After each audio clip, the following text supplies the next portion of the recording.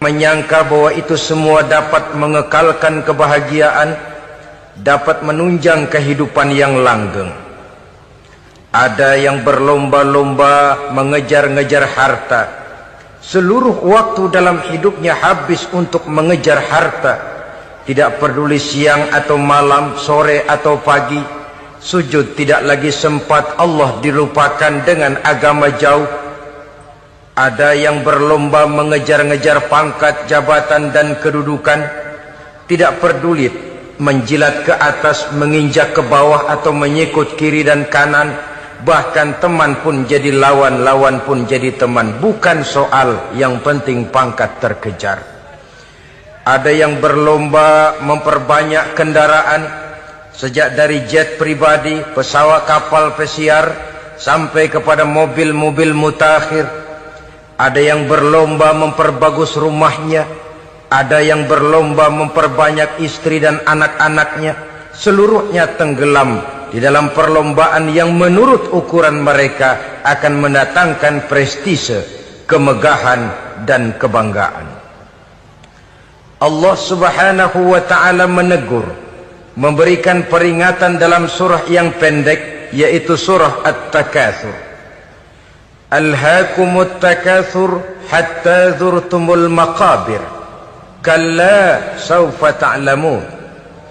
Alhaakum ay syagalakum an ta'ati rabbikum. Kamu telah lalai daripada taat kepada Tuhanmu, dan yang menyebabkan kamu lalai itu tidak lain at-takatsur. At-takatsur artinya at-tabahi bi kathrati mata'id dunya. Bermegah-megah dengan memperbanyak kesenangan hidup duniawi. Dengan kata lain, berlomba-lomba mengejar kemegahan duniawi telah menyebabkan kamu lalai daripada mengingat, daripada taat kepada Allah Subhanahu wa ta'ala. Apabila orang cenderung materialistis, seluruh kegiatan hidup dikerahkan untuk berlomba memperbanyak materi. Apa namanya harta benda, apa namanya rumah, apa namanya pangkat dan jabatan. Maka dikala itu seseorang akan sangat mudah lalai daripada taat kepada Allah Subhanahu wa ta'ala. Hilanglah kesadaran bahwa sesungguhnya apapun yang kita miliki dalam kehidupan dunia ini tidak lain hanya barang titipan sementara. Kita cari, kita kejar, tapi setelah kita dapatkan, jangan dia dijadikan tujuan. Jadikanlah dia sebagai alat.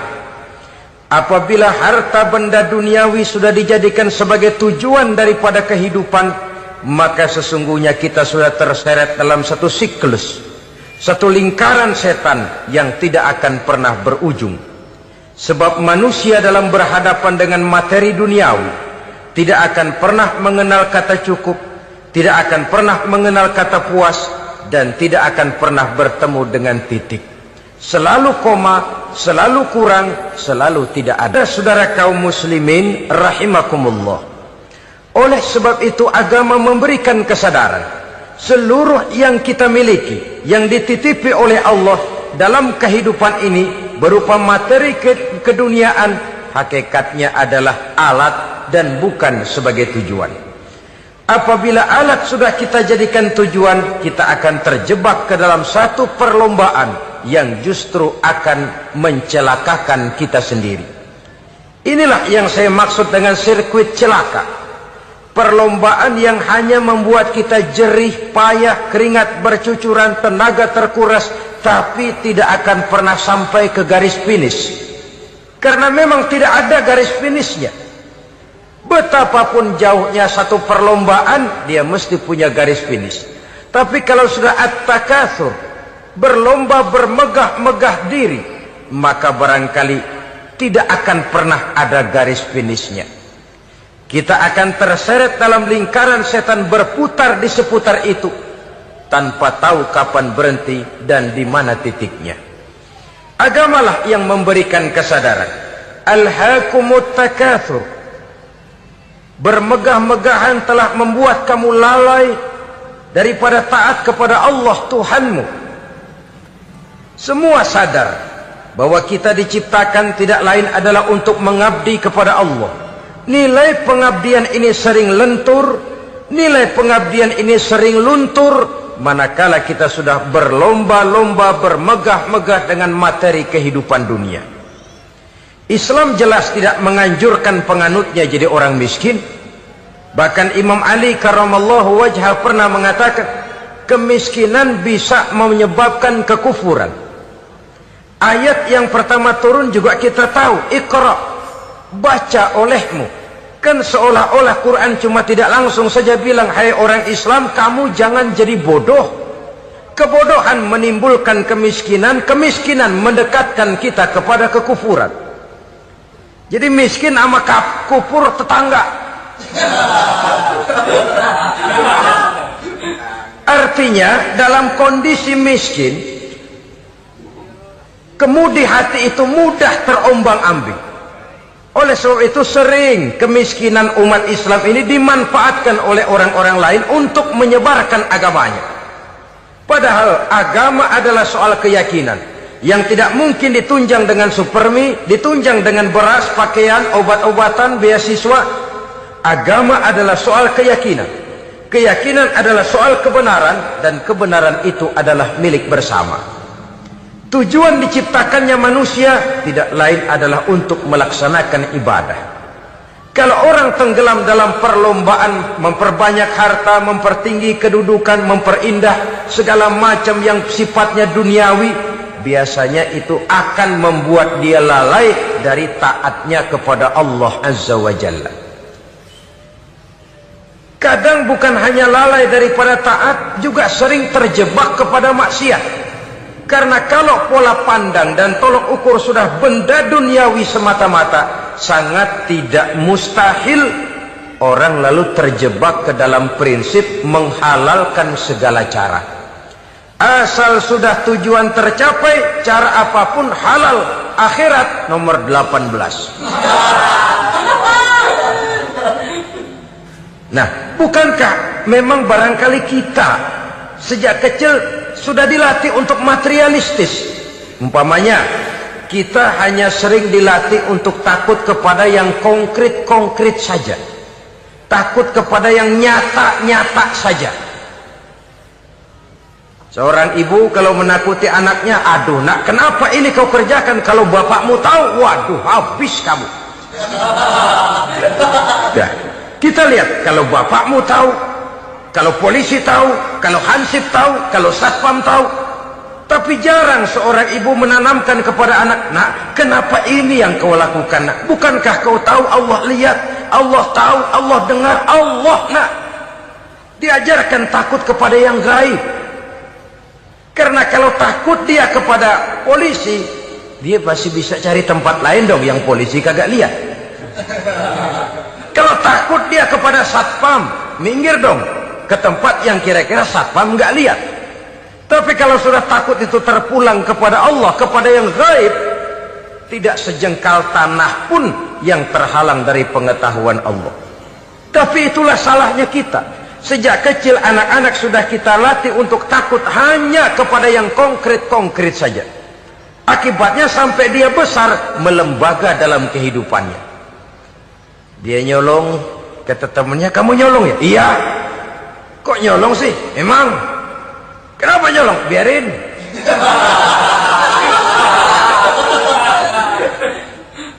Kamu kan tahu Allah lihat? Tahu. Kenapa nyolong juga? Biarin. Asal orang jangan lihat. Kalau Allah mah lihat, dia kagak ribut. Allah enggak ribut katanya. Nah, ini kan satu refleksi yang timbul daripada kenyataan. Jikalau orang hanya dijejali rasa takut kepada yang konkret-konkret saja, kepada yang zohir-zohir saja, yang akan tumbuh lalu mental kucing. Sopan, tenang, kalem, ayem, nggelenggem. Kalau ada orang, sedikit orang meleng, kucing kelihatan watak aslinya. Saudara-saudara kaum muslimin rahimakumullah. Oleh sebab itulah maka agama lewat surah yang kita bicarakan pada pertemuan ini memberikan peringatan. Kala, jangan begitu dong. Kamu boleh mencari dunia, silahkan cari harta yang banyak, cari pangkat yang tinggi, tapi jangan itu membuat kamu lalai daripada taat terhadap Allah Subhanahu wa ta'ala. Jangan karena keinginan mendapat harta yang sebanyak-banyaknya lalu melakukan segala macam cara asal tujuan tercapai. Itu sudah membuat kita lalai. Jangan karena ingin mengejar kedudukan yang tinggi lalu jilat atas injak bawah. Nggak mempan jilat, dukun dipakai.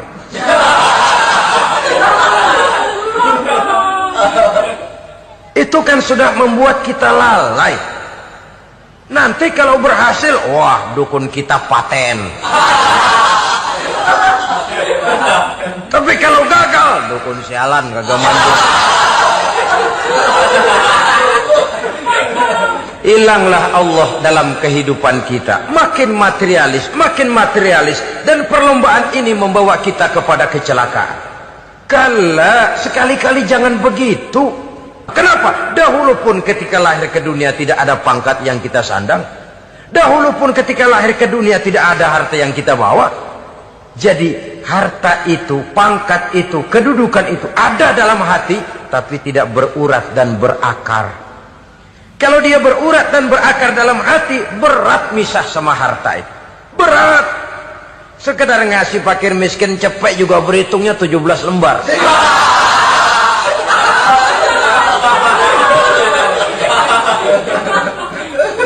Dengar di kantornya mau ada mutasi, pindah dia dari tempat basah ke tempat kering, baru berita burung udah meriang duluan.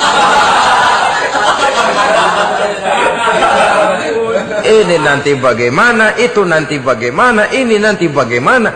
Kan tidak jarang orang yang kena apa istilah kerennya zaman sekarang itu post power syndrome. Post power syndrome ini pernah dianalisa oleh Nabi. Kata beliau, irhamu salasatan minan nas. Sayangilah 3 macam manusia. Siapa mereka? Pertama, azizan zallat.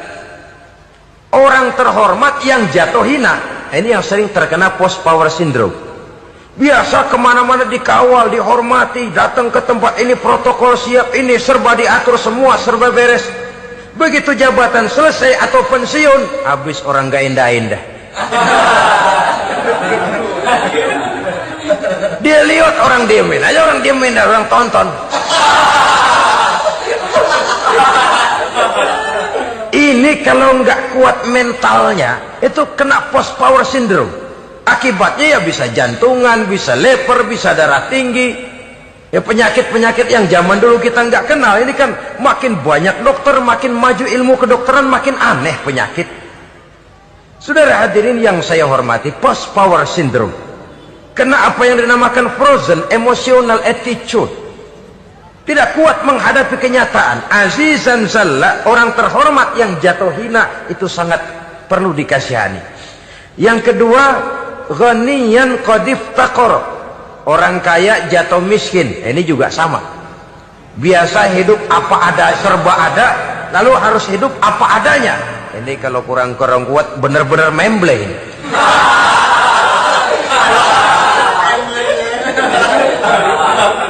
Kalau tidak kuat mentalnya, biasa hidup serba enak, serba nikmat, cuma kerjanya neken cek, main apa itu kredit card, macam-macam fasilitas dipunyai. Tahu-tahu jatuh bangkrut, jatuh miskin. Kalau tidak fondasi agamanya kuat, bisa gantung diri, bisa bunuh diri, bisa frustasi, bisa terkena psikosomatik, tekanan jiwa mempengaruhi faktor biologis. Timbullah tekanan, terjadilah penyakit aneh-aneh. Al-ghaniyan qad iftaqara, orang kaya jatuh miskin, itu perlu dikasihani. Yang ketiga, wa faqihan yal'abu bihil juhal, ahli fikih tapi dipermainkan oleh orang-orang bodoh. Hanya kebetulan orang bodoh itu punya kekuasaan. Hukum bisa dipesan.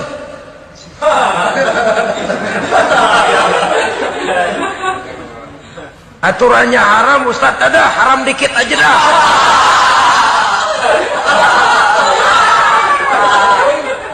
Si Sibuklah tuan fakih ini, ahli fikih ini mencari dalil kebet sana kebet sini supaya yang tadinya haram benar bisa jadi haram sedikit.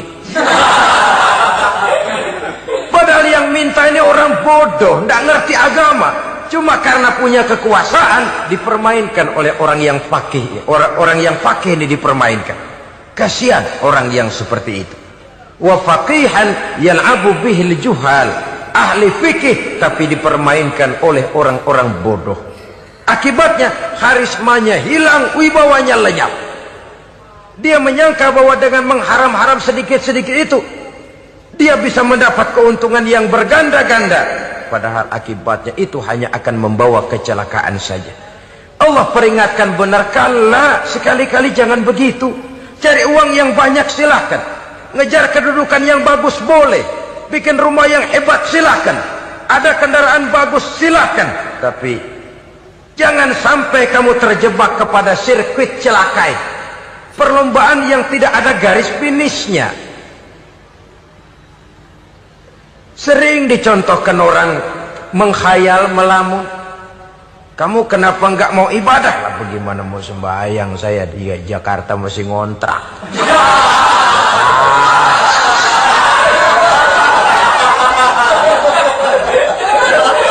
Bingung, tiap akhir tahun kontrakan habis. Kalau punya rumah sendiri walaupun kecil-kecilan, tenanglah saya ibadah.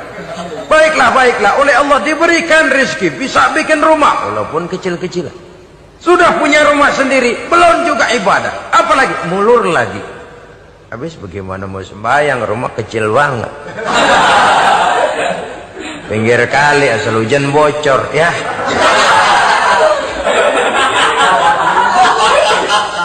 Kalau bisa punya rumah permanen, rajin dah ibadah dah.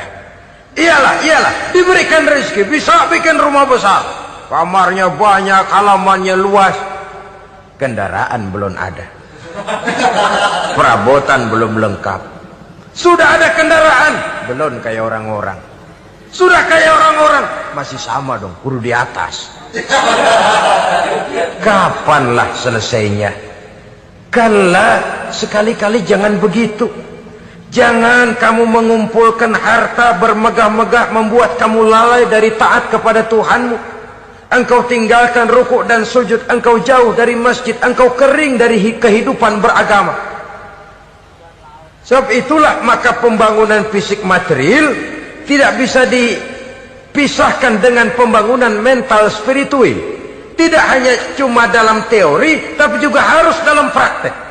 Selalu pembangunan yang hanya mengarah kepada fisik material, jauh dan kering dari agama, hanya akan melahirkan manusia-manusia materialistis yang terjebak di dalam sirkuit celaka, perlombaan yang tidak pernah mengenal garis finish. Sebab itu agama mengajarkan, orang kaya itu siapa sih? Yang banyak duit? Belum tentu. Yang kebunnya di mana-mana ngebelata? Belum tentu. Yang pabriknya selebar-lebar? Belum tentu. Yang punya segala macam peternakan, dari peternakan gajah sampai peternakan kutu?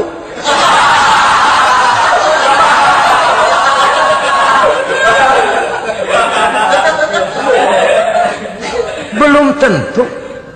Agama memberikan tuntunan yang sangat luhur. Orang kaya itu adalah orang yang hidupnya cukup. Orang miskin itu orang yang selalu merasa kurang. Bagaimanapun banyak duit saudara miliki, kalau masih merasa kurang, masih miskin saudara. Saya punya uang 1.000 rupiah, Anda punya uang 1 juta rupiah. Mungkin saya lebih kaya dengan uang yang 1.000 ketimbang Anda 1 juta. Kenapa? Dalam tangan saya uang 1.000 besar, artinya sesuai dengan kebutuhan saya. Tapi di tangan Anda uang 1 juta, kebutuhan Anda lebih besar daripada itu lagi. Maka agama mengajarkan sifat qanaah, merasa cukup, dan itulah sumber kekayaan yang hakiki. Orang kaya adalah orang yang hidupnya cukup. Kalla saufa ta'lamun. Jangan begitu, nanti kamu akan tahu. Summa kalla sawfa ta'lamun. Jangan sekali-kali begitu, suatu saat kamu pasti akan tahu. Kalla law ta'lamuna ilmal yaqin, thumma latarawunnaha 'ainal yaqin, thumma latus'alunna yawma idzin 'anil na'im. Nah, kapan perlombaan ini akan menyadarkan orang biasanya? Hatta zurtumul maqabir. Sampai kamu dekat ke liang kubur. Itu biasanya kalau istilah orang sekarang baru ngeh. Asal sudah napas sampai tenggorokan disambung dengan selang. Sudah Senin Kemis dibantu dengan alat picu jantung. Gerak, gerak, gerak, gerak. Sudah kayak orang mau gergaji kayu. Dikala itu barulah sadar orang biasanya. Dan kesadaran semacam itu, kesadaran yang terlambat. Kesadaran ala Fir'aun. Fir'aun selagi hidup diajak beriman dan nehi aja.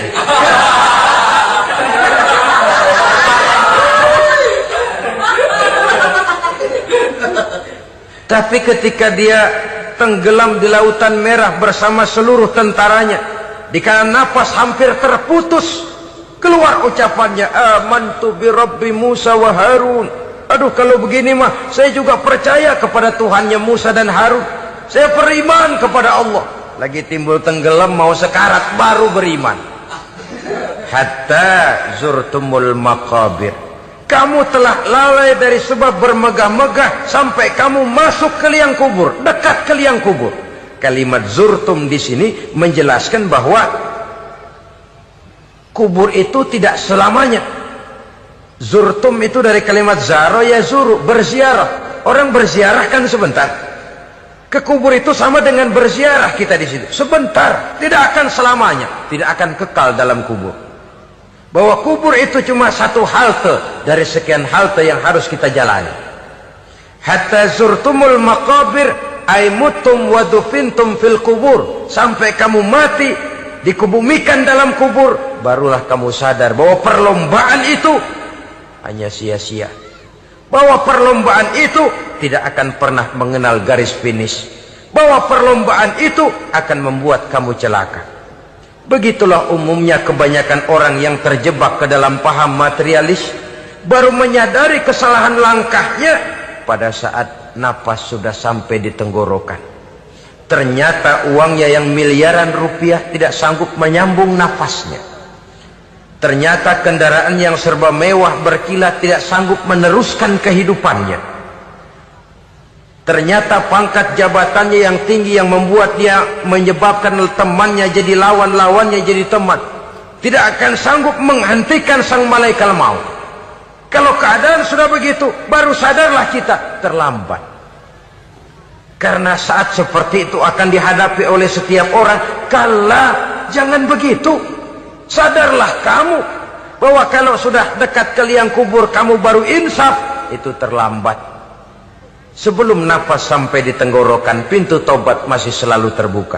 Tapi manakala nafas sudah sampai di tenggorokan, tertutuplah pintu tobat untuk orang yang bersangkutan. Oleh sebab itu, perlombaan dengan bermegah-megah terhadap materi duniawi, tolok ukur dan pandangan hidup yang terbatas kepada wujud benda semata-mata, memang sering menyebabkan orang lalai, sering menyebabkan orang lupa diri, tidak sadar tentang hakikat yang terpenting dari kehidupan ini, yaitu tentang dari mana dia datang, di mana dia sekarang, dan kemana dia akan pulang. Sungguh, ilmu pengetahuan tidak akan pernah mampu menjawab persoalan ini. Sungguh, filsafat juga tidak berdaya menghadapi pertanyaan seperti ini. Hanya agama yang mampu memberikan kepastian batin tentang hakikat dari mana kita datang, di mana kita sekarang, dan kemana kita akan pulang. Makin kita renungi pertanyaan ini, makin kita menemukan diri sendiri. Dan makin kita menemukan mengenal diri sendiri, kita akan semakin mengenal Allah Subhanahu wa ta'ala. Semakin kita mengenal Allah, maka akan semakin terpanggil kita untuk dekat dengannya, mentaati segala perintahnya, dan berupaya menjauhi segala yang dilarangnya. Dengan demikian selamatlah kita dari satu perlombaan yang hanya akan menyeret kita kepada menghalalkan segala cara, jauh dari agama, jauh dari Allah, bahkan jauh dari sesama manusia. Karena umumnya perlombaan seperti ini akan cenderung melahirkan manusia yang egois. Muslimin rahimakumullah. Lebih jauh, mari kita mengikuti peringatan Allah dalam surah Al-Munafiqun ayat 9. Di sini Allah Subhanahu wa taala mengingatkan, A'udzu billahi minasy syaithanir rajim. يا أيها الذين آمنوا لا تلهكم أموالكم ولا أولادكم عن ذكر الله ومن يفعل ذلك فأولئك هم الخاسرون. Hai orang-orang yang beriman, jangan sampai hartamu dan anak-anakmu melalaikan kamu daripada mengingat Allah. Wa may yaf'al dzalik, barang siapa yang melakukan hal seperti itu, fa ulaika humul khasirun, maka merekalah sesungguhnya orang-orang yang merugi. Rugi dunia, rugi akhirat. Disebutkan di sini dua hal yang sering menyebabkan kita jadi lalai. Amwal dan aulad. Harta dan anak-anak. Materi dan keluarga. Perlombaan di dalam mengumpulkan materi sering menyebabkan kita menjadi lalai. Begitu juga amanah berupa anak ini sering kita lalaikan atau sering membuat juga kita menjadi lalai. Kita lalaikan dalam arti bahwa keduanya, baik harta baik anak, merupakan amanah dari Allah. Setiap orang tua akan dimintakan pertanggungan jawab. Apabila kita lalaikan amanah ini, maka resikonya akan kembali juga kepada kita. Tapi satu hal yang jelas dalam ayat 9 surah Al-Munafiqun ini, bahwa perlombaan memperbanyak harta dan anak-anak yang masuk dalam kelompok at-takatsur itu tadi akan menyebabkan orang khasiru, termasuk ke dalam kelompok orang-orang yang rugi. Perlombaan yang hanya akan membawa kerugian semata-mata. Kemudian di dalam satu hadis Rasulullah sallallahu alaihi wasallam memberikan peringatan. Beliau bersabda, "Iza azzamat ummati dinaran wa dirhaman, nuzi'at minha haibatul Islam, wa iza tasabat ummati saqatat min ainillah." Wa iza turikatil amru bil ma'rufi wan nahyu 'anil munkari hurimat 'alaihim barakatul wahyi. Ada tiga hal yang kalau kita kerjakan akan menimbulkan tiga macam akibat di dalam hadis ini. Pertama, iza azzamat ummati dinaran wa dirhaman. Apabila umatku sudah mengagung-agungkan dinar dan dirham, artinya kalau umatku sudah jatuh menjadi umat yang materialistis, segalanya diukur dari dinar dan dirham. Dinar dan dirham ini kalau bahasa Inggrisnya dokat.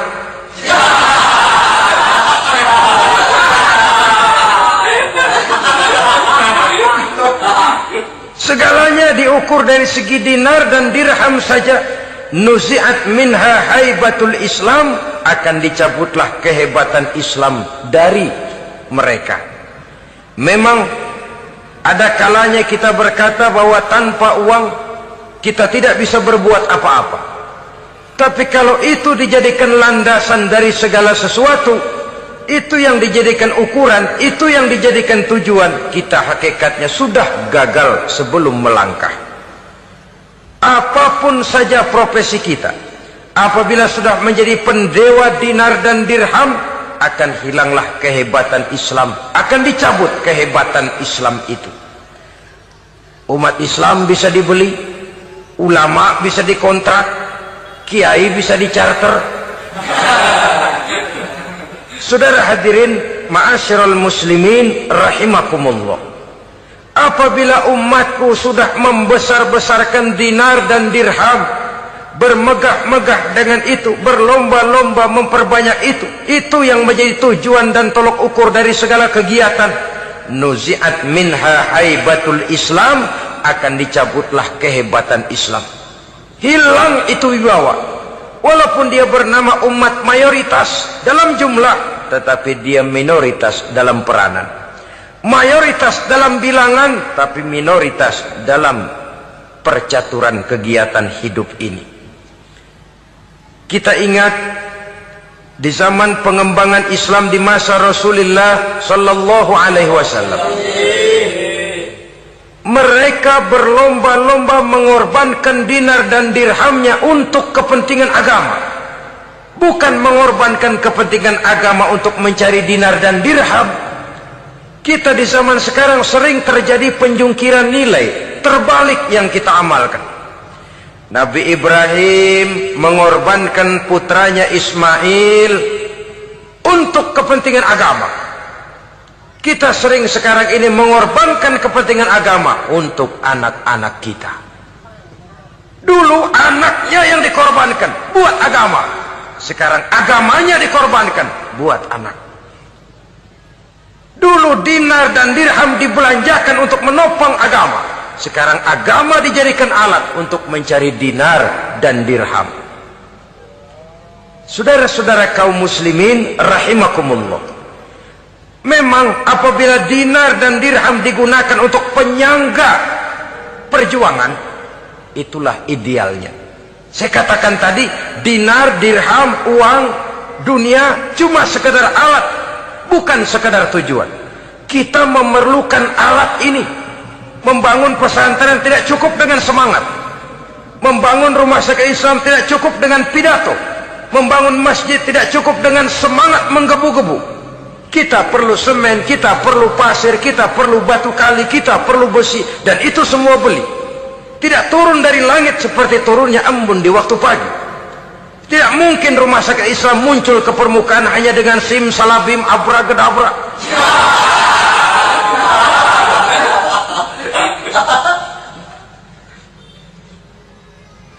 Oleh sebab itu, saya bersyukur kecenderungan belakangan ini pengajian-pengajian akbar di berbagai tempat tidak hanya sebagai ajang untuk menanamkan akidah, membina ukhuwah, tapi juga menjadi sarana di mana kita mengumpulkan dana, menghimpun potensi umat, menginventarisir potensi untuk kepentingan pengembangan daripada agama.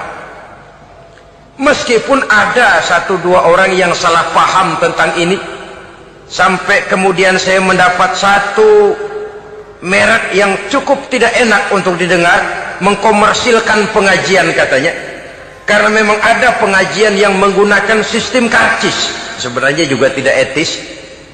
Undangan berikut infak yang seluruh hasilnya digunakan buat kepentingan agama. Apakah itu rumah sakit, apakah itu madrasah, apakah itu masjid, dan satu sen pun saya tidak menuntut bagian dari itu. Saya malah berprinsip sepanjang saya masih laku untuk dijual dan itu memang buat kepentingan agama, persilahkan jual saja, asal buat masjid, pesantren, madrasah, rumah sakit Islam, kegiatan syiar dan dakwah, silakan. Tapi kalau sudah dijual buat kepentingan pribadi, memperkaya diri sendiri, tentunya dunia akhirat sulit untuk ridho kepada tingkah laku yang semacam itu. Kita memerlukan dana, umat di daerah membangun memerlukan dana, dan dana itu tidak hanya datang begitu saja. Kita bersyukur bahwa untuk menghadiri pengajian sekarang ini orang mau mengeluarkan uang, mau memberikan infak dengan ikhlas, tidak dengan keterpaksaan. Kenapa tidak? Sehingga ini lalu diinventarisir untuk kepentingan pembangunan agama. Ratusan juta rupiah terkumpul dari pengajian-pengajian rutin ini, pengajian-pengajian akbar ini. Puluhan masjid terbantu, rumah sakit Islam terbantu, musola selesai. Ya walaupun tidak lalu semuanya beres, tapi gemaknya itu sudah cukup menyentuh untuk menyadarkan orang bahwa harta baru kekal kalau dia sudah dibelanjakan di jalan Allah. Nah, yang celaka kalau dinar dan dirham itu yang dijadikan tujuan. Mengadakan pengajian semata-mata untuk cari uang, uangnya buat kantongnya dewe. Itu yang membuat dicabutnya kehebatan Islam itu. Segalanya diukur dari sudut itu. Sehingga ketika seseorang datang bertanya tentang hal-hal yang berkaitan dengan ini, maka hal semacam ini sesungguhnya satu nikmat yang perlu kita syukuri sepanjang menginventarisir potensi umat benar-benar digunakan buat kepentingan daripada agama kita. Jadi peringatan tegas dari Nabi ini, iza azzamat ummati dinarun wa dirhaman nuzi'at minha haibatul Islam. Apabila umatku sudah mengagung-agungkan dinar dan dirham, maka akan dicabutlah kehebatan Islam dari tengah-tengah mereka. Remeh saja orang memandang kita, enteng saja orang memandang kita. Satu. Yang kedua, patuhlah mereka dalam pandangan Allah. Kalau sesama umat ini sudah saling menjelekkan, apakah yang menjelekkan itu lebih bagus dari yang dijelekkan di hadapan Allah? Dua-duanya sama rendahnya. Pribadi saya mungkin puas kalau saya bisa menghantam saudara di depan umum, menjelek-jelekkan nama saudara. Tapi lebih baikkah saya dalam pandangan Allah? Sama rendahnya dengan orang yang saya jelekkan. Itu pun kalau yang dijelekan benar-benar jelek. Kalau cuma sekedar fitnah, wah, lebih celaka lagi nasib si orang itu tadi. Ini artinya menyadarkan kita bahwa umat ini sudah diikat dengan akidah. Beraneka ragam kita, tapi harus ada kebersamaan. Berbeda kita, tapi harus satu. Sebagai satu ummatan wahidah, satu umat yang satu. Oleh sebab itu, persamaannya lah yang harus kita angkat ke permukaan, bukan perbedaannya yang kita perbesar. Sudah datang waktunya umat Islam bangun dari tidurnya, jangan lagi dibuai oleh irama mayoritas. Sudah lewat masanya kita bertengkar karena persoalan-persoalan kecil yang tidak prinsip. Sudah datang waktunya umat Islam bersatu, menyusun saf yang lebih lurus, oleh karena ia dihadapkan kepada tantangan-tantangan yang tidak semakin ringan. Kalau kita bertengkar dengan kita, kalau kita saling mencaci sesama kita, bukankah Yahudi tepuk tangan? Bukankah Nasrani menari-nari? Bukankah pihak ketiga akan menangguk di air keruh? Dan kerugian akan terpulang kepada kita semua. Tapi inilah realita, bahwa yang kita hadapi ini sesungguhnya musuh kita di luar kita, bukan di dalam kita. Apakah itu kemiskinan, kebodohan, maksiat, munkarat, ketidakadilan, kezaliman, kesewenang-wenangan, dan lain sebagainya. Yang musuh jadikan musuh, yang teman mari kita rangkul. Jangan terbalik, teman dimusuhi, musuh malah dirangkul. Maka berpesta poralah musuh-musuh Islam ini.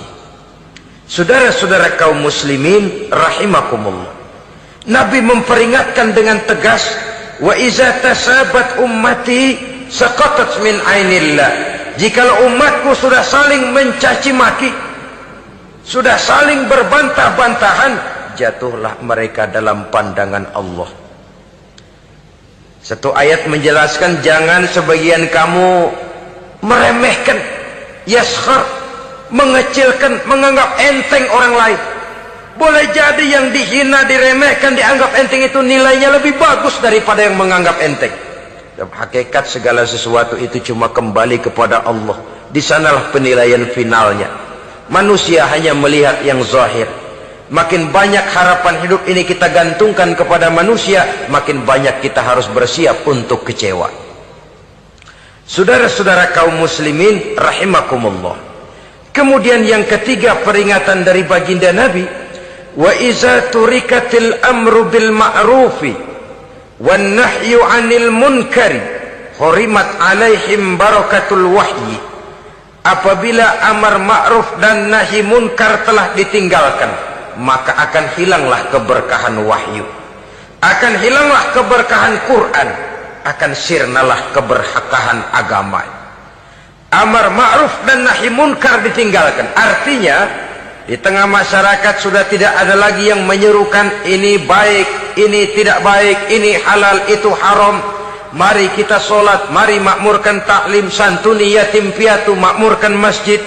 Seruan ke arah itu tidak lagi terdengar. Sementara tinggalkan judi, tinggalkan minuman keras, jauhi zina, seruan semacam itu pun tidak lagi terdengar. Maka hilanglah keberkahan wahyu itu. Karena amar ma'ruf dan nahi munkar merupakan bagian daripada ajaran agama kita.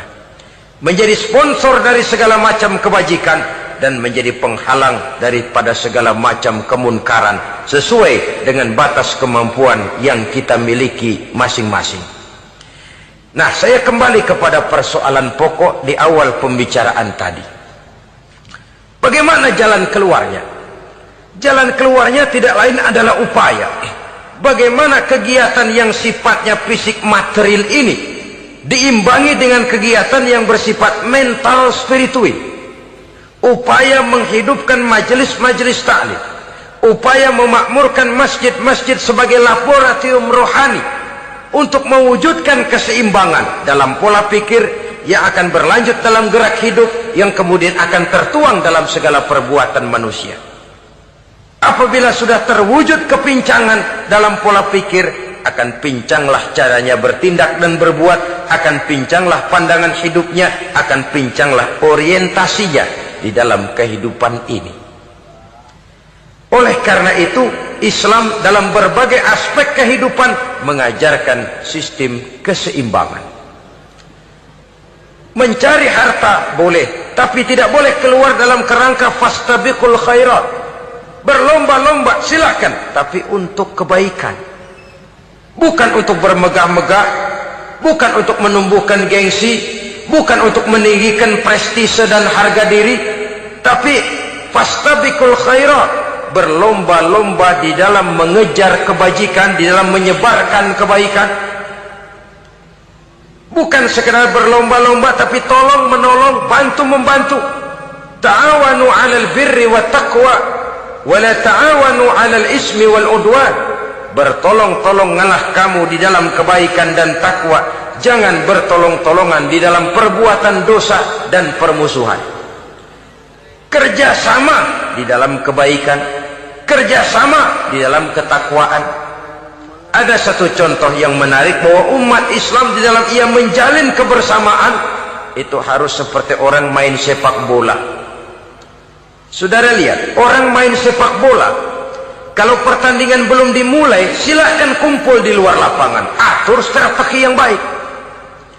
Tapi kalau pertandingan sudah dimulai, turun ke lapangan hijau, jangan kumpul terus. Masa ada sepak bola gotong royong, groyok ke sana, groyok ke sini, ya kalah terus. Harus ada yang jadi penyerang tengah, kan begitu toh sepak bola. Harus ada yang jadi kiri luar, kanan dalam, striker, back, penjaga gawang. Yang penting kerjasama, teamwork, lalu mampu menciptakan operan-operan. Yang jadi back jangan ngiri sama yang jadi penyerang tengah. Jangan hasut, sebab bagaimanapun juga andai kata si penyerang tengah berhasil menjaringkan bola ke gawang lawan, kan kemenangan bukan kemenangan satu orang, kemenangan satu kesebelasan, kemenangan satu tim. Ini yang sering terjadi, back ngiri sama penjaga gawang, lalu penjaga gawang ngiri sama penyerang tengah, penyerang tengah ngiri sama kiri luar. Ya kapan mau menggolkan ke gawang lawan? Kita ini satu kesebelasan, posisi boleh berbeda. Umat Islam itu harus ada yang jadi camat, lurah, bupati, gubernur, menteri, jadi jenderal, jadi konglomerat, jadi pengusaha, jadi teknokrat. Yang penting kerjasama, teamwork, mampu menciptakan operan-operan yang akurat. Diego Armando Maradona, enggak pakai dia, enggak. Itu katanya maha bintang, gagah, hebat. bintang lapangan hijau. Kapan Maradona hebat? Kalau ditunjang oleh 10 temannya yang lain, merupakan satu kesebelasan. Bagaimanapun hebatnya Diego Armando Maradona, kalau dia sendirian lawan satu kesebelasan, remek.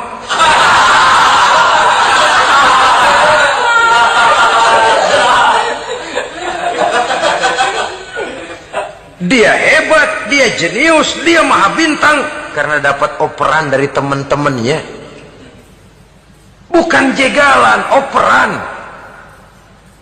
Jadi oleh sebab itu bagaimana kita menciptakan operan-operan akurat yang akan melahirkan kebersamaan di tengah-tengah umat.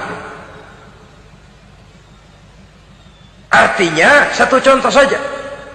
Misalnya seorang pengusaha besar, oleh karena kesibukannya di dunia bisnis, tidak perlu jadi ketua pembangunan musola. Tapi kalau ada musola belum selesai, operan.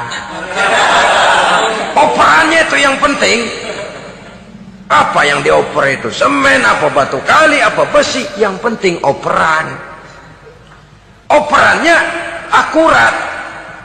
Kadang-kadang ada terjadi juga frustasi ngelihat lawan kesebelasannya terlalu kuat, ngoper ke gawang sendiri, jebol. Kan sering terjadi begitu. Muslim didukung oleh umat Islam, ketika punya posisi menguntungkan malah mempersulit Islam. Ini kan ngoper ke gawang sendiri, bunuh diri namanya. Boro-boro jebolin gawang lawan, asal jangan bunuh diri juga lumayan. Jadi kalau saja kita mampu menciptakan kebersamaan seperti ini, baju boleh berbeda. Seorang muslim boleh dibungkus baju ABRI, boleh dibungkus baju dokter, boleh dibungkus baju teknokrat, boleh dibungkus baju konglomerat, sekedar baju. Tapi kalau terbukalah baju itu, kelihatan dadanya, terbersit nilai imannya, meresap sampai ke tulang sumsumnya. Dan pada saat Islam dikuti-kuti, akan timbul kecintaannya, akan timbul, saya muslim dan saya bangga dengan Islam saya. Saya muslim dan saya mau berbuat untuk Islam saya. Saya muslim dan saya siap mati untuk Islam saya. Dengan baju apapun dia terbungkus, kalau roh, jiwa dan semangat semacam ini tertanam, saya yakin kita umat Islam akan mampu berbuat lebih banyak dengan mewujudkan operan-operan akurat yang sangat diharapkan oleh umat itu tadi. Oleh sebab itu, saudara-saudara kaum muslimin rahimakumullah, baju boleh berbeda, bendera boleh beraneka warna, tapi jikalau bernama muslim, persamaannya yang dicari, jangan perbedaannya yang diperbesar. Nilai persaudaraan yang diikat dengan akidah semacam inilah yang banyak dicari orang, yang banyak menyebabkan orang masuk Islam. Di mana masjid kelihatan benar sebagai simbol kehidupan demokrasi dalam menciptakan ukhuwah, wawasan ukhuwah ini. Masjid simbol demokrasi. Siapapun masuk masjid buka sepatu, demokrasi. Siapapun orangnya, tidak peduli merek apapun sepatunya. Apa itu keluaran Cibaduyut Bandung? Apa itu modelnya Belli Beltoni Itali? Tidak soal, masuk masjid buka. Jumatan, kopral datang lebih dulu depan, pral. Jenderal datang belakang saja, pral. Tidak ada fasilitas khusus dalam masjid, karena di rumah Allah semua manusia sama. Si jenderal jangan lagi merasa jenderalnya, si pengusaha jangan lagi menonjolkan kebosannya. Masjid adalah simbol demokrasi daripada kehidupan umat. Sebab itu jangan terjebak kepada sektoral di dalam kita berbicara tentang ukhuwah ini. Kita boleh terbungkus dengan baju apapun, tapi kalau di balik baju itu tidak lain jiwa Islam yang mau berkorban, mau mengeluarkan harta, bahkan siap mati untuk Islamnya, maka kebersamaan itu akan mudah kita wujudkan. Tapi sepanjang kita berpecah belah, sepanjang kita centang perenang, maka tidak akan banyak yang bisa kita lakukan. Satu-satunya perlombaan yang bukan hanya dibolehkan tapi bahkan sangat dianjurkan oleh agama, yaitu fastabiqul khairat, berlomba-lombalah di dalam kebaikan.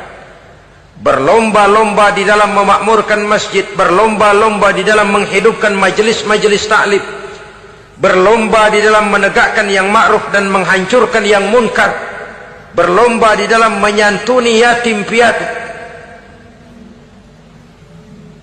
Tapi prakteknya kan kadang-kadang terbalik.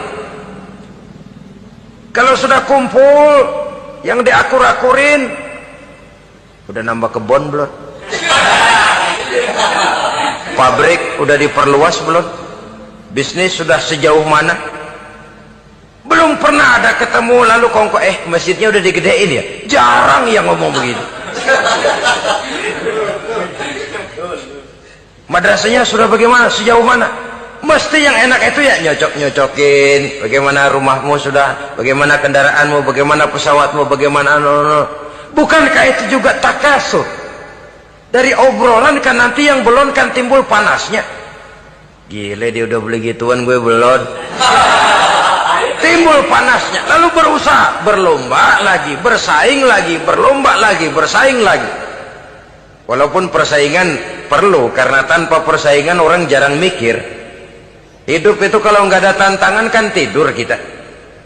Orang hidup smooth gitu ya, jalan tenang, setenang ya nggak maju orang itu. Orang itu baru bisa mengalami kemajuan kalau dia sudah dihadapkan kepada tantangan, gemblengan, gojlogan, fitnahan, hinaan, caci maki. Persaingan itu perlu supaya orang mikir. Kalau mikir dia berbuat, kalau dia berbuat dia bisa maju. Tapi persaingan yang sehat, bukan persaingan yang lalu menimbulkan fitnah, menghancurkan nama baik orang lain, yang dilatar belakangi oleh sifat hasud, dendam, iri hati, lalu menghalalkan segala cara. Tidak, bukan itu.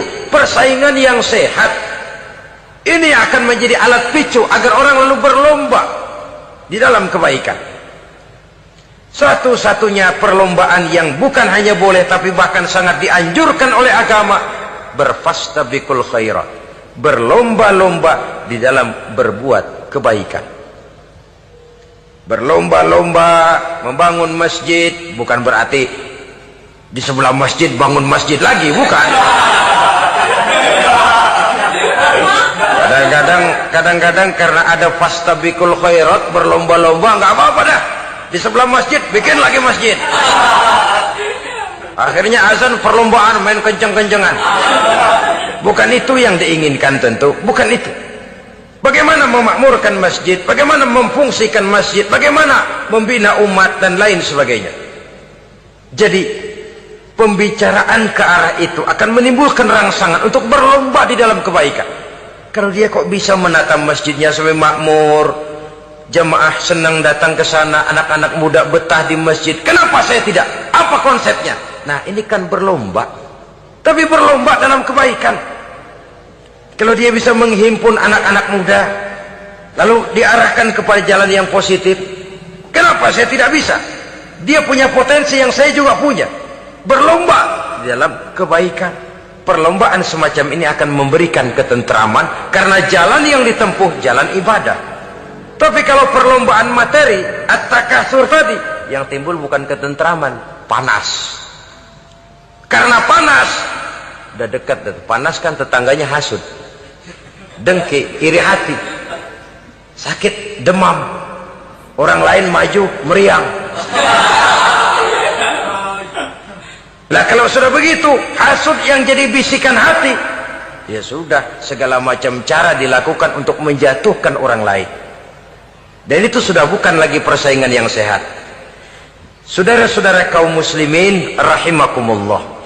Oleh sebab itu kita tutup pertemuan singkat kali ini dengan satu kesimpulan, bahwa harta adalah sekedar alat, bukan tujuan di dalam kehidupan. Tanpa harta barangkali orang sulit untuk bahagia, tapi harta semata-mata tidak merupakan jaminan bahwa orang lalu akan bahagia. Termasuk di dalam kata harta ini pangkat, jabatan, kedudukan, anak, istri, keluarga, rumah, tanah, pabrik, kebun, peternakan, dan lain sebagainya. Perlombaan yang dianjurkan di dalam agama adalah perlombaan untuk berbuat kebaikan. Maka masalahnya sekarang, bagaimana kita memanfaatkan harta ini untuk sebanyak-banyak kebaikan yang bisa kita lakukan. Semoga kita mampu melakukannya dan kita tidak termasuk dalam orang-orang yang celaka yang lantaran bermegah-megah dengan kesenangan dunia saja. Terima kasih atas segala perhatian, mohon maaf atas segala kekurangan. Usikum wa nafsi bitaqwallah. Wassalamualaikum warahmatullahi wabarakatuh.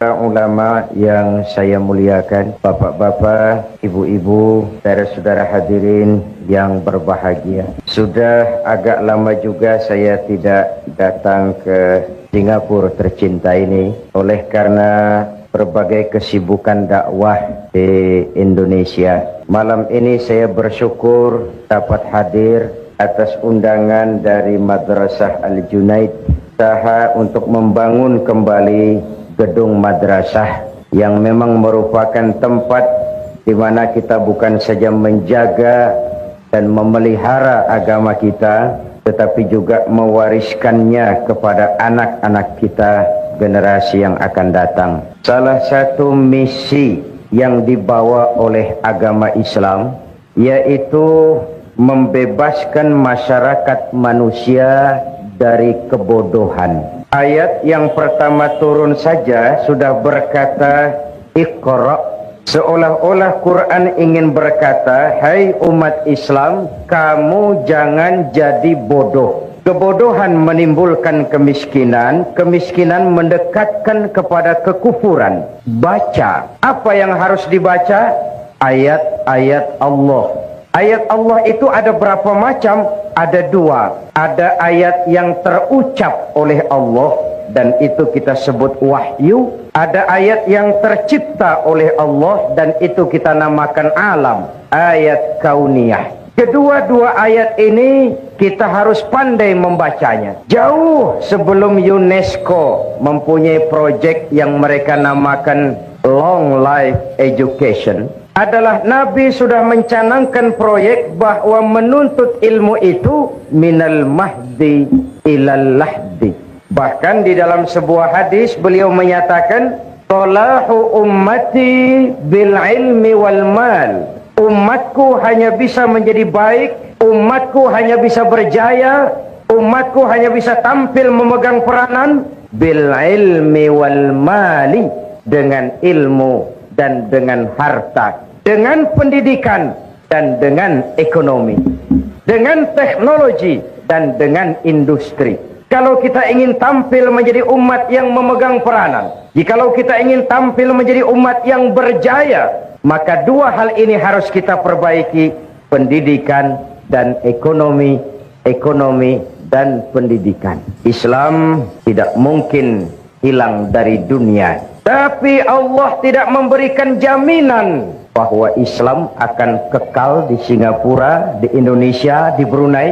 Islam tidak mungkin hilang dari dunia, tapi tidak ada jaminan Al-Quran bahwa Islam akan kekal baik di Indonesia, di Singapura maupun di Brunei. Jikalau kita umat Islam sekarang ini tidak mau berjuang, berkorban dan mewariskan Islam kepada anak-anak kita, generasi yang akan datang. Oleh karena itu, keberadaan, pengembangan dan kelangsungan hidup dari Madrasah Al-Junaid bukan hanya sekedar tanggung jawab pengurusnya, tetapi tanggung jawab kita, seluruh umat Islam. Yang punya kedudukan, bantulah dengan wewenangnya. Yang punya harta, bantulah dengan hartanya. Yang punya ilmu, bantulah dengan ilmunya.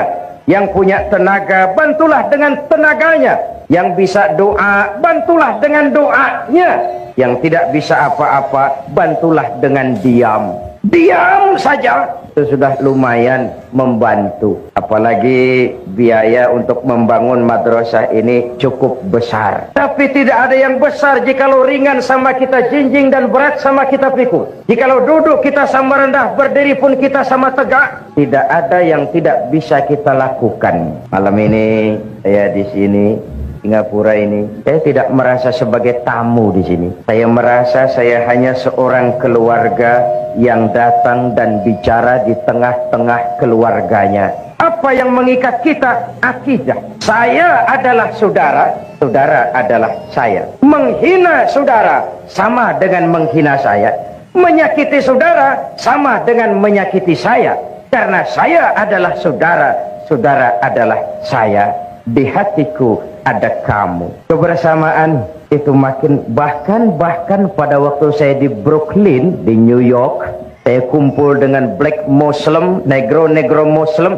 Di sana pun saya tidak merasa sebagai tamu. Saya merasa saya hanya seorang keluarga yang datang dan berbicara di tengah-tengah keluarganya. Kita sudah menderma, berinfak. Saya ingatkan, sedekah atau infak itu yang penting ikhlasnya. Soal besarnya itu nomor satu. Sedekah itu daripada kecil tidak ikhlas, lebih baik besar tapi ikhlas. Dan menderma bagi pembangunan madrasah, bagi pembangunan masjid, sama dengan menitip. Seolah-olah bapak ibu berkata, tuan pengurusi madrasah, saya titip 1.000 ringgit untuk kepentingan saya di alam barzah dan di akhirat nanti. Silahkan uangnya dibelikan bahan bangunan untuk membangun madrasah. Saya hanya sekadar titip. Itu yang akan jadi milik kita sebenarnya. Tidak akan hilang, nilainya berlipat ganda dan tidak boleh diakui orang lain. Yang kita belanjakan di jalan Allah. Dahulu orang berkata, buat apa cari uang banyak-banyak, kan tidak dibawa mati. Malam ini saya ingin berkata, kalau boleh carilah uang yang banyak dan bawa mati. Apa boleh uang dibawa mati? Why not? Uang yang kita belanjakan untuk madrasah, masjid, rumah sakit Islam, itu uang yang akan kita bawa mati. Ini kan semua, saya sedang berhadapan dengan calon-calon jenazah ini. It is true, my dear. Calon menteri belum tentu jadi menteri. Calon pejabat tinggi belum tentu jadi pejabat tinggi. Calon jenazah mati. Hidup ini hanya sekadar menunggu giliran. Wa tilkal ayyamu nudawiluha bainan nas. Hari itu kami putar di antara manusia. Sebab itu malam ini dalam rangka memperkuat usaha paspor Madrasah Al-Junaid, saya ingin menyampaikan sebuah hadis di mana Rasulullah sallallahu alaihi wasallam bersabda, "Arba'un min sa'adatil mar'i." Orang akan bahagia kalau dia mempunyai 4 perkara. Siapapun saja jikalau mempunyai 4 perkara ini, ia boleh mendapat bahagia. Pertama, orang bahagia itu darun wasi', punya rumah biar bagus asal besar. Rumah bagus besar, kereta cantik, uang banyak, tak payah. Badan sehat. Ya itu sih maunya tiap orang, tapi kemampuan toh tidak sama. Betul, bapak-bapak dan ibu-ibu, rumah kita sebenarnya adalah hati ini. Kalau luaslah hati, walaupun rumah kecil, besar rasanya. Kalau sempitlah hati, walaupun rumah besar, kecil jadinya. Hati itu rumah kita. My heart is my home. Agar hati menjadi luas, Allah memberikan tuntunan. Ala bizikrillahi tatmainnul qulub. Dengan banyak zikir kepada Allah, ingat dengannya, melaksanakan perintahnya, meninggalkan yang dilarangnya, hati tenang, jiwa lapang, batin tentram. Dan itulah tangga utama untuk mencapai bahagia. Apalah artinya rumah bertingkat, uang banyak berlipat-lipat, istri pun tak kurang cantik memikat, kadang jumlah pun 4, tapi tiap hari kiamat. Tak ada ketenangan, tak ada ketenteraman. Ala bizikrillahi tatmainnul qulub. Dengan banyak zikir kepada Allah, melaksanakan perintahnya, meninggalkan yang dilarangnya, ketenangan tercapai, kebahagiaan terwujud. Islam ini agama yang mengajarkan keseimbangan. Bekerjalah kamu sebagaimana harusnya kamu bekerja. Berusahalah kamu sebagaimana harusnya kamu berusaha. Tapi di sebalik itu jangan lupa minta tolong kepada Allah. Karena apa? Kau hanya wajib berusaha. Kau hanya wajib berikhtiar. Tapi tidak wajib untuk berhasil hasil hak Allah. Apakah Nabi Nuh tidak ingin Kan'an putranya beriman? ingin sekali. Apakah Nabi Ibrahim tidak ingin orang tuanya yang bernama Azar beriman saja? Ingin sekali. Atau apakah Nabi Muhammad tidak ingin paman beliau Abu Jahal dan Abu Lahab beriman saja? Luar biasa inginnya. Kalau sejarah menjelaskan kemudian Kan'an putra Nabi Nuh kafir, Azar bapak Ibrahim adalah produsen berhala, dan Abu Jahal, Abu Lahab habis-habisan menentang Nabi, itu indikasi manusia wajib berusaha. Kepastian adalah hak Allah Subhanahu wa ta'ala. Islam bukan agama orang pemalas yang selesai sholat lalu berpangku tangan menunggu keajaiban, menghitung bintang di langit sambil mengumpulkan jikalau andai kata umpama misalnya. Tidak. Tapi Islam juga bukan agama orang sombong yang setelah berusaha lalu tidak memerlukan Allah. Islam mengajarkan keseimbangan. Semakin dekat kita dengan Allah, semakin tercapai ketenangan batin. Semakin terbentuk ketenangan batin, semakin mudah meraih bahagia. Satu. Yang kedua, orang bahagia itu kata Nabi, markabun syariah, punya kendaraan yang cepat. Kendaraan itu apa? Alat transportasi. Tujuannya apa? Memudahkan komunikasi. Maksudnya apa? Orang bahagia itu pergaulannya luas, tidak picik seperti katak di bawah tempurung. Masyarakat muslim, masyarakat yang satu. Kemarin kita Muharram memperingati hijrah. Unzur kaifa akhar rasulu bainal muhajirin wal ansar. Orang Mekah yang pindah ke Madinah disebut muhajirin. Orang Madinah yang menyambut orang Mekah dinamakan Ansor. Bagaimana sikap orang Madinah menyambut kedatangan orang Mekah? Apa dengan bertolak pinggang membusungkan dada? Hei, orang Mekah, kamu di sini pendatang ya? Tidak. Membaur, melebur menjadi ummatan wahidah yang diikat dengan tali-tali akidah. Hidup jadi nikmat karena banyak orang di sekitar kita. Bodoh manusia kalau merasa bisa hidup sendiri. Betapapun tinggi pangkat, banyak harta, hebat kemampuan intelektual, kita tetap perlu orang lain. Saya bisa pidato seperti ini. Kenapa? Karena ada yang mendengar. Bapak-bapak, ibu-ibu tenang menghadap ke sini. Kenapa? Karena ada yang mendengar. Kita saling perlu. Bagaimanapun hebat saya pidato di sini, 2 jam menggelegar, membakar, luar biasa. Yang dengari tidak ada. Hebat. Jangankan kerja yang berat, senyum saja. Senyum itu kan ringan toh. Untuk senyum yang mudah itu pun kita perlu bantuan orang lain. Sebab kalau sudah mulai bisa senyum sendiri, harap hati-hati. Tidak usahlah kerja yang berat, senyum yang mudah itu pun kita perlu bantuan orang lain. Itulah sebabnya jikalau kita rukun, kompak, bersatu, tidak ada yang tidak bisa kita selesaikan. Akan bagaimana Islam bergantung anak-anak kita. Bagaimana anak-anak kita bergantung kepada pendidikan yang mereka terima. Oleh sebab itu sekali lagi, orang bahagia, orang yang pergaulannya luas, hidup di tengah masyarakat, tidak eksklusif, tidak memencilkan diri.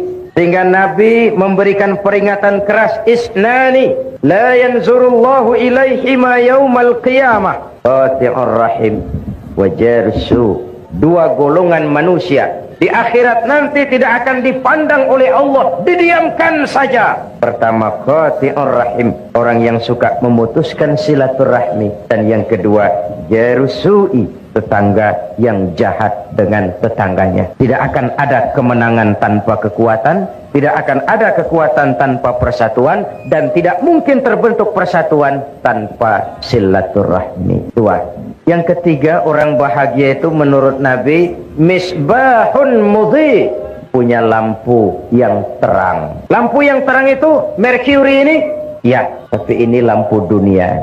Kristal, ya, tapi itu lampu dunia. Hidup tidak berhenti hingga di dunia. Satu saat, setuju atau tidak, rela atau terpaksa, kita akan pergi berangkat menuju rumah masa depan, yaitu kuburan, rumah masa depan. Malah kalau menurut contoh dari baginda Nabi kita, jatah umur itu cuma berapa? 63 tahun. Maka yang malam ini sudah 62 tahun 11 bulan. Supaya hati-hati. 1 bulan lagi kontrak selesai. Walaupun ajal itu a mysterious problem ya. Kalau datang saatnya berpisah kita dengan semua yang kita cintai, sehingga Nabi dipesan oleh malaikat Jibril, ya Muhammad, ish ma syi'ta fa innaka mayyitun wa'mal ma syi'ta fa innaka majziyun bih wa ahbib ma syi'ta fa innaka mufariquh. Muhammad, hiduplah seenakmu, hiduplah semaumu. Kalau dilarang tidak terlarang, dicegah tidak tercegah, mau juga kau memperturutkan hawa nafsumu, silahkan. Mau ke barat, ke baratlah, mau ke timurlah. Mau menegakkan yang ma'ruf, oke. Mau membina yang munkar, silahkan. Mau jadi orang baik-baik, boleh. Mau jadi tidak baik, silahkan. Hiduplah semaumu. Wa innaka mayyitun, jangan lupa kamu akan mati. Terus mafhum mukhalafahnya, kalau kamu tahu kamu akan mati, jangan hidup seenaknya. Maaf, ibu-ibu ini akan mati apa tidak? Mati. Mati. Bapak-bapak, saudara-saudara, saya belakangan sedikit. Kalau saya terserah sih, saya sih mudah saja. Saudara-saudara dulu, saya belakang boleh. Atau saya belakang, saudara dulu juga, silahkan. Hiduplah seenakmu. Tapi jangan lupa kamu akan mati. Kalau mati, dibawa ke kubur. Yang mengantar cuma 3. Ahluhu wa maluhu wa amaluhu. Keluarga, harta, amal ikut mengantar. Tapi sayang, 1000 kali sayang, yang 2 kembali lagi ke rumah. Tidak mau ikut masuk ke liang kubur. Pertama, keluarga. Tidak seorang keluarganya yang bagaimanapun cintanya kepadanya yang mau ikut masuk ke liang kubur. Tidak istri, tidak suami, tidak kemenaan, tidak om, tidak tante, tidak seorang pun. Istri bapak ini, yang katanya setia kepada bapak, yang dulu pernah berjanji buat sehidup semati di bawah tiang listrik. Dulu dia berkata, bang, apalah artinya hidup ini tanpa engkau di sisiku, bang. Dulu jangan berharap bapak masuk liang lahat, istri bapak akan mau ikut masuk ke dalam. Matanya yang sebelah kiri memang menangis, yang sebelah kanan cari ganti. Siapa? Dunia. Harta, jangankan kereta pun cuma parkir di pelataran mau kubur. The best friend, teman terbaik yang ikut masuk menemani kita, amal. Misbahun mudhi, lampu yang terang, amalun soleh. Amal yang kita kerjakan di dunia ini, itu yang akan jadi lampu penerang di alam barzah. Merkuri ini tidak mampu menerangi gelapnya alam kubur.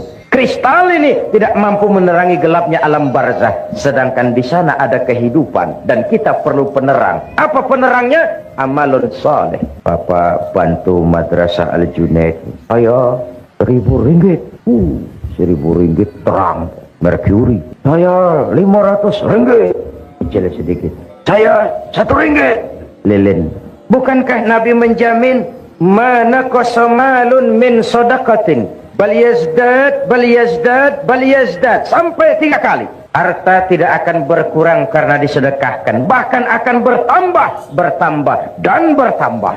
Jadi kalau ingin melipat gandakan jumlah uang, belanjakan di jalan Allah. At-Taubah ayat 111 memberikan jawaban. Innallaha ashtara minal mu'minina anfusahum wa amwalahum bi anna lahumul jannah. Allah telah membeli dari orang-orang mukmin kita ini, diri mereka, harta mereka, bagi mereka adalah surga. Ayat ini transaksi. Pembeli Allah, penjual kita, dagangannya amwal dan anfus, harganya surga. Harganya surga. Ibu bapak, saudara-saudara hadirin yang saya hormati, jadi orang bahagia itu amalnya banyak. Jasadnya boleh hancur terkubur tanah, namanya akan hidup 1000 tahun yang akan datang. Kalau gajah mati, dia masih tinggalkan gading. Kalau harimau mati, dia masih meninggalkan belang. Kalau ibu mati, meninggalkan apa? Hutang. Innamal mar'u ahadisun ba'dahu fakun hadisan hasanan liman wa'a. Setelah manusia mati, dia akan jadi cerita bagi orang yang masih hidup. Jadilah cerita yang baik bagi orang yang kau tinggalkan. Mau baik atau tidak, bergantung apa yang kita kerjakan sekarang ini. Jadi hidup adalah kesempatan untuk beramal. Lampu yang terang, amal saleh yang kita kerjakan dalam kehidupan kita. Kalau ibu akan ke Jakarta, bapak akan ke Jakarta, tentu bawa uang. Pergi lagi ke Mekah, lebih banyak lagi bawa uang. Pergi lagi ke London, lebih jauh, banyak lagi bawa uang. Makin jauh perjalanan, makin banyak bekal yang harus kita bawa. Kalau kita mau ke Jakarta tidak bawa uang berangkat, itu bukan berani, nekat. Sampai ke Jakarta belum tentu, sengsara di jalan sudah pasti. Kenapa? Tidak ada bekal berani berangkat. Begitulah orang Islam. Belum sempat sholat, mati, nekat. Kok berani mati, belum sempat sholat, belum beramal banyak, sudah datang ajal. Kasihan. Perjalanan demikian jauh, bekal tidak ada. Na'udzubillah summa na'udzubillah. Jadi yang ketiga, orang bahagia itu amalun saleh, punya lampu yang terang, punya amal yang banyak. Yang keempat, kata Nabi, orang bahagia itu zaujatun salihah, punya istri biar cantik, asal taat, tidak apa-apa. Istri itu Pak sudah cantik, taat, istri seperti itu kalau belum mati jangan dikubur. Sudah cantik, taat. Apa artinya? Rumah tangga sakinah. Tidak ada sukses yang tidak berangkat dari rumah tangga. Karier, profesi, tidak ada keberhasilan yang tidak ditunjang dari kehidupan berumah tangga. Demikian pentingnya sehingga Al-Quran dengan bahasa yang indah menyatakan, hunna libasul lakum wa antum libasul lahunna. Baiklah ya, saya kembali kepada soal kita tadi. Misi Islam membebaskan manusia dari kebodohan. Mari kita lihat. Sebenarnya pada saat Quran berkata, tutuplah auratmu, sebenarnya Quran ingin berkata, hai umat Islam, kau harus punya pabrik tekstil.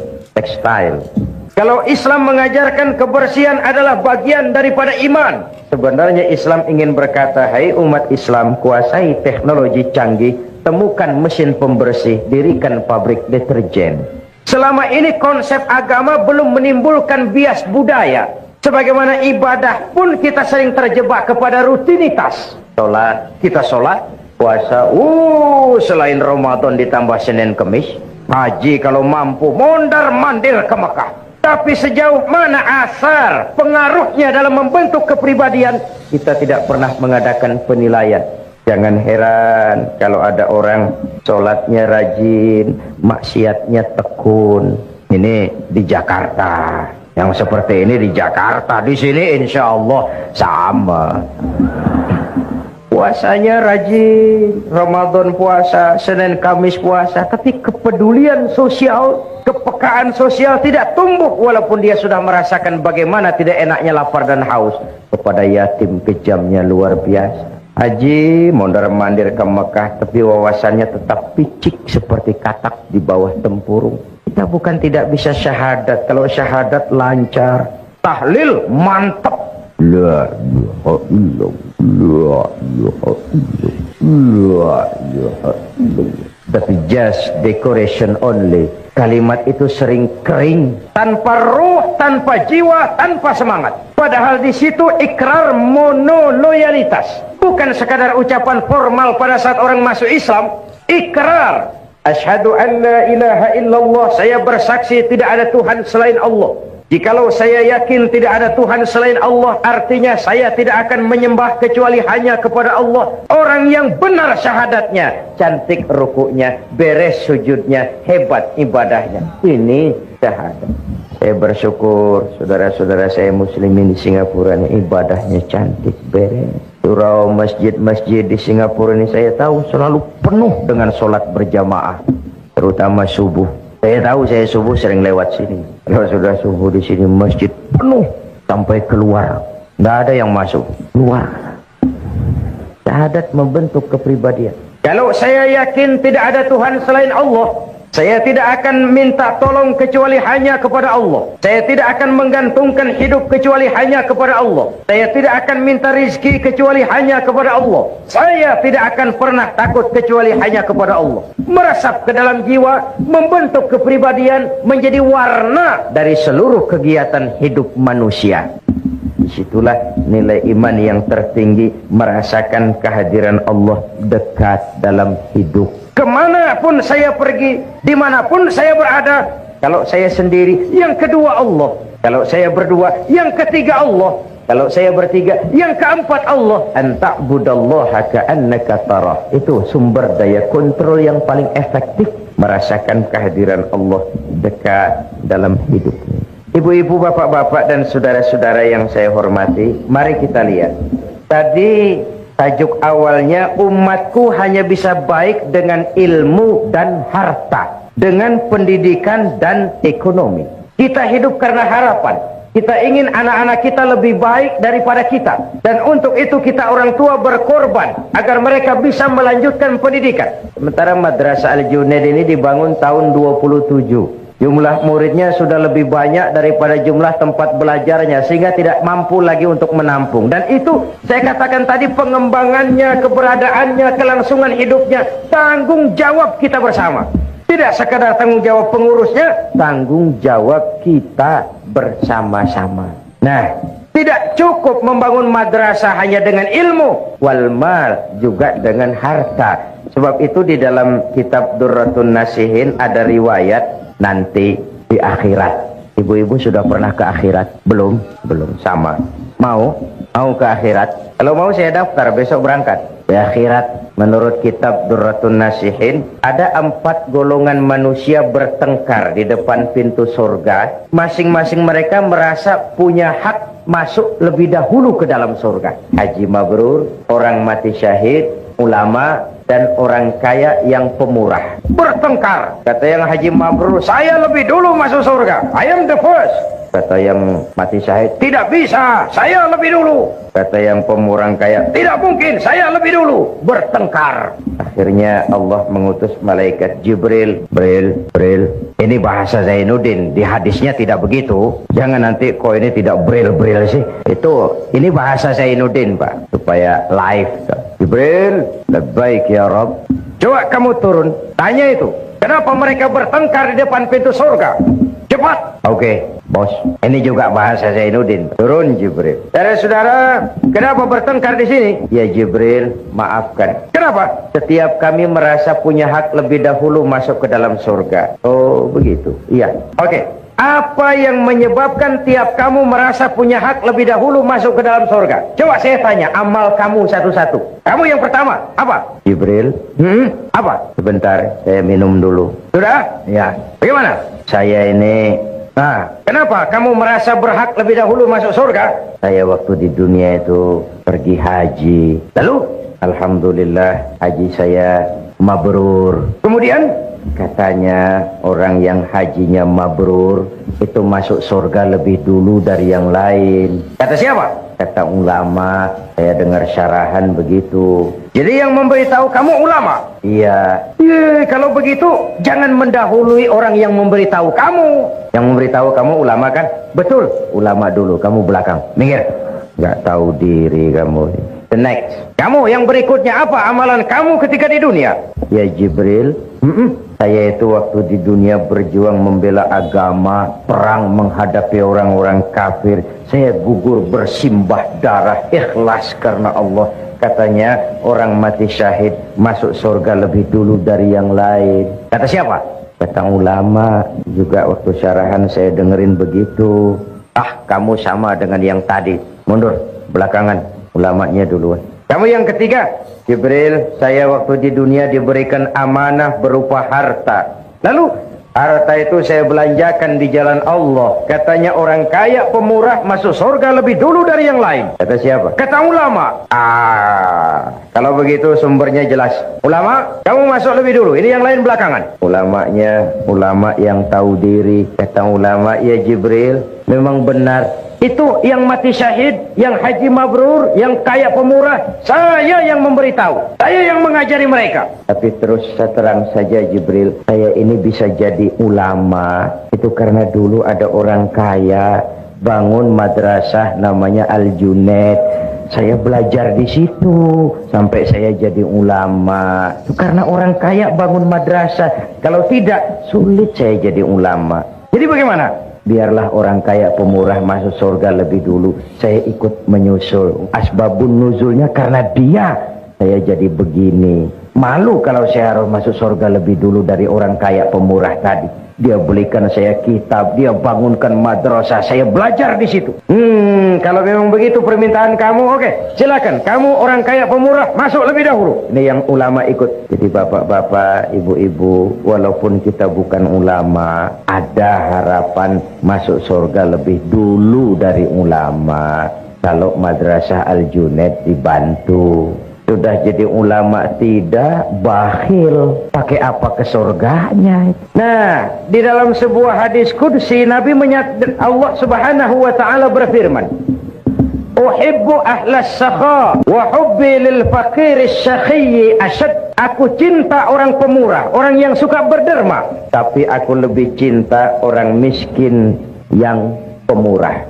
Orang kaya pemurah, Allah cinta. Orang miskin pemurah, Allah lebih cinta. Kenapa? Kondisi. Orang kaya sodako 1.000 ringgit. Orang miskin sodako 1.000 ringgit.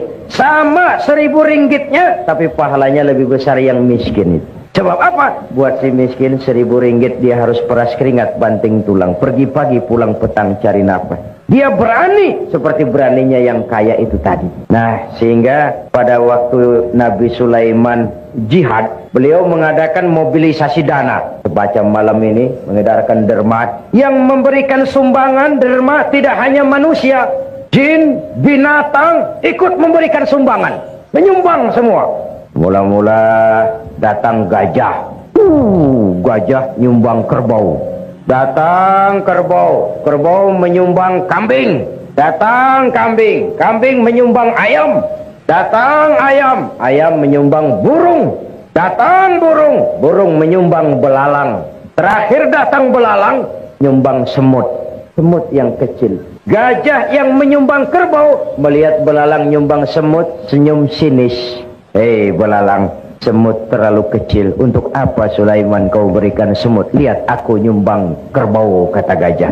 Nabi Sulaiman senyum lalu beliau bersabda, Al-hadiyatu biqadril muhdi. Pemberian itu sesuai dengan kemampuan yang memberi. Kalau kamu gajah menyumbang kerbau, pantas. Kamu besar, sumbangannya besar. Kalau kamu belalang menyumbang semut, wajar. Kamu kecil, sumbangannya kecil. Jadi kau jah, walaupun nyumbang kerbau jangan sombong jah. Kamu besar, sumbangannya besar. Yang aneh itu ada gajah nyumbang semut. Orangnya kaya, keretanya banyak, uangnya banyak. Datang panitia pembangunan Madrasah Al-Junaid. Ringgit gajah nyumbang kerbau. Saya percaya malam ini di sini banyak gajah-gajah ini Pak. Mudah-mudahan Al-Junaid dapat kerbau. Ibu bapak saudara-saudara hadirin yang saya hormati. Jadi hanya dengan semangat ilmu maka nilai amal itu bisa kita harapkan. Kata orang, dengan ilmu hidup jadi mudah, dengan seni hidup jadi indah, dengan agama hidup jadi terarah. Dengan ilmu hidup jadi mudah. Bapak-bapak yang duduk di sebelah sana tentu tidak jelas melihat ke sini, bisa melihat ke layar. Kemudahan ini karena ilmu. Dahulu kalau ada syarahan ya paling 2-3 ribu orang yang dengar. Sekarang dengan audio visual bisa ratusan ribu bahkan jutaan manusia mendengar pengajian, mengikuti syarahan. Dahulu tahun 50-an orang pergi haji itu 6 bulan zaman unta. Sekarang 1 minggu pun bisa kalau haji yang pas bandrol itu, pas-pasan. Bahkan menurut pabrik Boeing tahun 2030 dari sini ke Jeddah itu sudah bisa ditempuh dalam 1 jam 35 menit. Sehingga untuk umroh bisa 1 hari pulang pergi. Kenapa? Kemudahan itu karena ilmu. Manusia tidak punya sayap, tapi dengan ilmunya dia bisa terbang lebih tinggi dari burung. Manusia tidak bernapas dengan insang seperti ikan, tapi dengan ilmunya dia bisa menyelam lebih dalam daripada ikan. Kemudahan-kemudahan ini muncul karena kemajuan ilmu. Nah, bidang yang dikelola oleh Al-Junaid adalah mewariskan ilmu-ilmu agama kepada anak-anak kita. Yang kita semua tahu, agama itu bukan sekedar pelengkap tapi pedoman di dalam kehidupan kita semua. Dengan ilmu hidup jadi mudah, dengan seni hidup jadi indah. Dengan seni hidup jadi indah. Saya di Indonesia belakangan ini sedang menggalakkan pagelaran nada dan dakwah untuk mengantisipasi kecenderungan remaja kepada musik. Jadi dakwah syarahan ini bergandeng dengan musik yang bernafaskan agama, kadang-kadang dengan soneta grupnya Roma Irama, kadang-kadang dengan Bimbo, kadang-kadang dengan Nasyidah Ria Semarang. Ibu-ibu, bapak-bapak, saudara-saudara hadirin yang saya hormati, memang dia alatul malahi, tapi kalau tidak membuat orang jadi lalai, menimbulkan semangat, itu juga merupakan bagian dari innallaha jamilun yuhibbul jamal. Allah itu indah dan menyukai keindahan. Allah itu indah dan menyukai keindahan. Seni bukan untuk seni, tapi seni untuk menunjang keimanan kita kepada Allah Subhanahu wa ta'ala. Seorang seniman yang mempunyai rasa keimanan, kalau dia berdiri di tepi pantai, dia berkata, alangkah indahnya lautan, luas terhampar biru membentang, sementara ombak menghempas diri ke tepian pantai. Kalau laut saja begini hebat, apalagi yang pencipta laut. Allahu Akbar. Dia tidak jadi pemuja laut, dia jadi pemuja sang pencipta laut. Seni yang didasari dengan semangat keimanan. Dengan seni hidup jadi indah. Dengan agama hidup jadi terarah. Tanpa agama, ilmu dan seni sering bikin malapetaka bagi manusia. Tanpa agama, ilmu dan seni bisa membawa kesengsaraan kepada manusia. Nah, untuk itu sekali lagi, Madrasah Al-Junaid ini adalah milik kita bersama. Tanggung jawab kita bersama. Umatku hanya bisa jadi baik dengan ilmu dan harta. Kalau ilmu konteks kaitannya adalah keimanan, maka harta adalah kebersamaan. Yang saya katakan tadi, ringan harus sama kita jinjing, berat harus sama kita pikul. Kalau kita mau rukun, kompak, bersatu, tidak ada yang tidak bisa kita kerjakan. Tapi kalau berpecah belah, apa yang bisa kita lakukan? Alaika bil jamaah, fa innama ya'kulu dhi'bu minal ghanamil qasiyah. Hendaklah kamu selalu berjamaah, rukun, kompak, dan bersatu. Sebab serigala hanya akan memakan kambing-kambing yang berpisah dari rombongannya. Serigala hanya akan memakan kambing-kambing yang berpisah dari rombongannya. Carilah dunia, carilah uang, carilah kedudukan, tapi jangan tujuan. Itu sekadar alat untuk menunjang ibadah kita kepada Allah Subhanahu wa ta'ala. Ibu-ibu, bapak-bapak, saudara-saudara, belum lama ketika saya di Jawa Timur mengadakan tabligh akbar bersama misi kesenian Islam Xinjiang dari Cina, ke tempat saya menginap datang seorang tamu istimewa, Mr. Spalding, konsuler dari kedutaan Amerika di Jakarta. Dia tanya saya, bagaimana pendapat Pak Zainuddin tentang sikap Amerika terhadap Islam dan bagaimana pengalaman Bapak berdakwah di Amerika. Saya katakan, begini Om Spalding, Amerika selama ini melihat Islam bukan dari konsepnya, tapi dari tingkah laku orang-orangnya yang kebetulan tidak sesuai dengan ajaran Islam. Kalau Tuhan mau jujur, Tuhan lihat Islam dari konsepnya, Tuhan tidak akan punya kesan bahwa Islam is teroris, Islam is ekstremis. Tidak. Dia tanya, kenapa kerukunan antar umat beragama di Indonesia terjalin dengan baik? Ya, karena kami umat Islam mayoritas. Tuhan boleh lihat dimanapun saja di dunia ini, kalau umat Islam mayoritas, orang luar bisa hidup dengan tenang, aman, damai, dilindungi undang-undang dan tidak pernah diganggu. Kesan mereka selama ini, we are extremist, we are terrorist. Nah, kita umat Islam punya kewajiban moral karena kita adalah iklan daripada agama kita sendiri. Kita tidak perlu Islam baru, kita hanya perlu cara baru mengemas Islam. Kita hanya perlu cara baru memahami Islam. Bukan Islam yang baru, tapi cara mengemas Islam. Itu yang kita perlukan. Ibu-ibu, bapak-bapak, saudara-saudara hadirin yang saya hormati. Itulah sebabnya Nabi mengajarkan, basyiru wala tunaffiru, yassiru wala tu'assiru. Gembirakan orang, jangan ditakut-takuti. Mudahkan persoalan orang, jangan dibikin sulit. Ini prinsip dakwah yang beliau kerjakan. Dakwah menyentuh, bukan menyinggung. Dakwah mengajak, bukan mengejek. Dakwah dengan argumen, bukan dengan sentimen. Dakwah itu zaklik, tidak personlik. Tujuannya mengajak dan bukan mengejek. Oleh sebab itu, maka Yang kedua yang menjadi tuntutan jikalau kita bicara harta adalah kebersamaan. Kebersamaan dalam arti kekompakan, kesatuan, persatuan, dan kerukunan.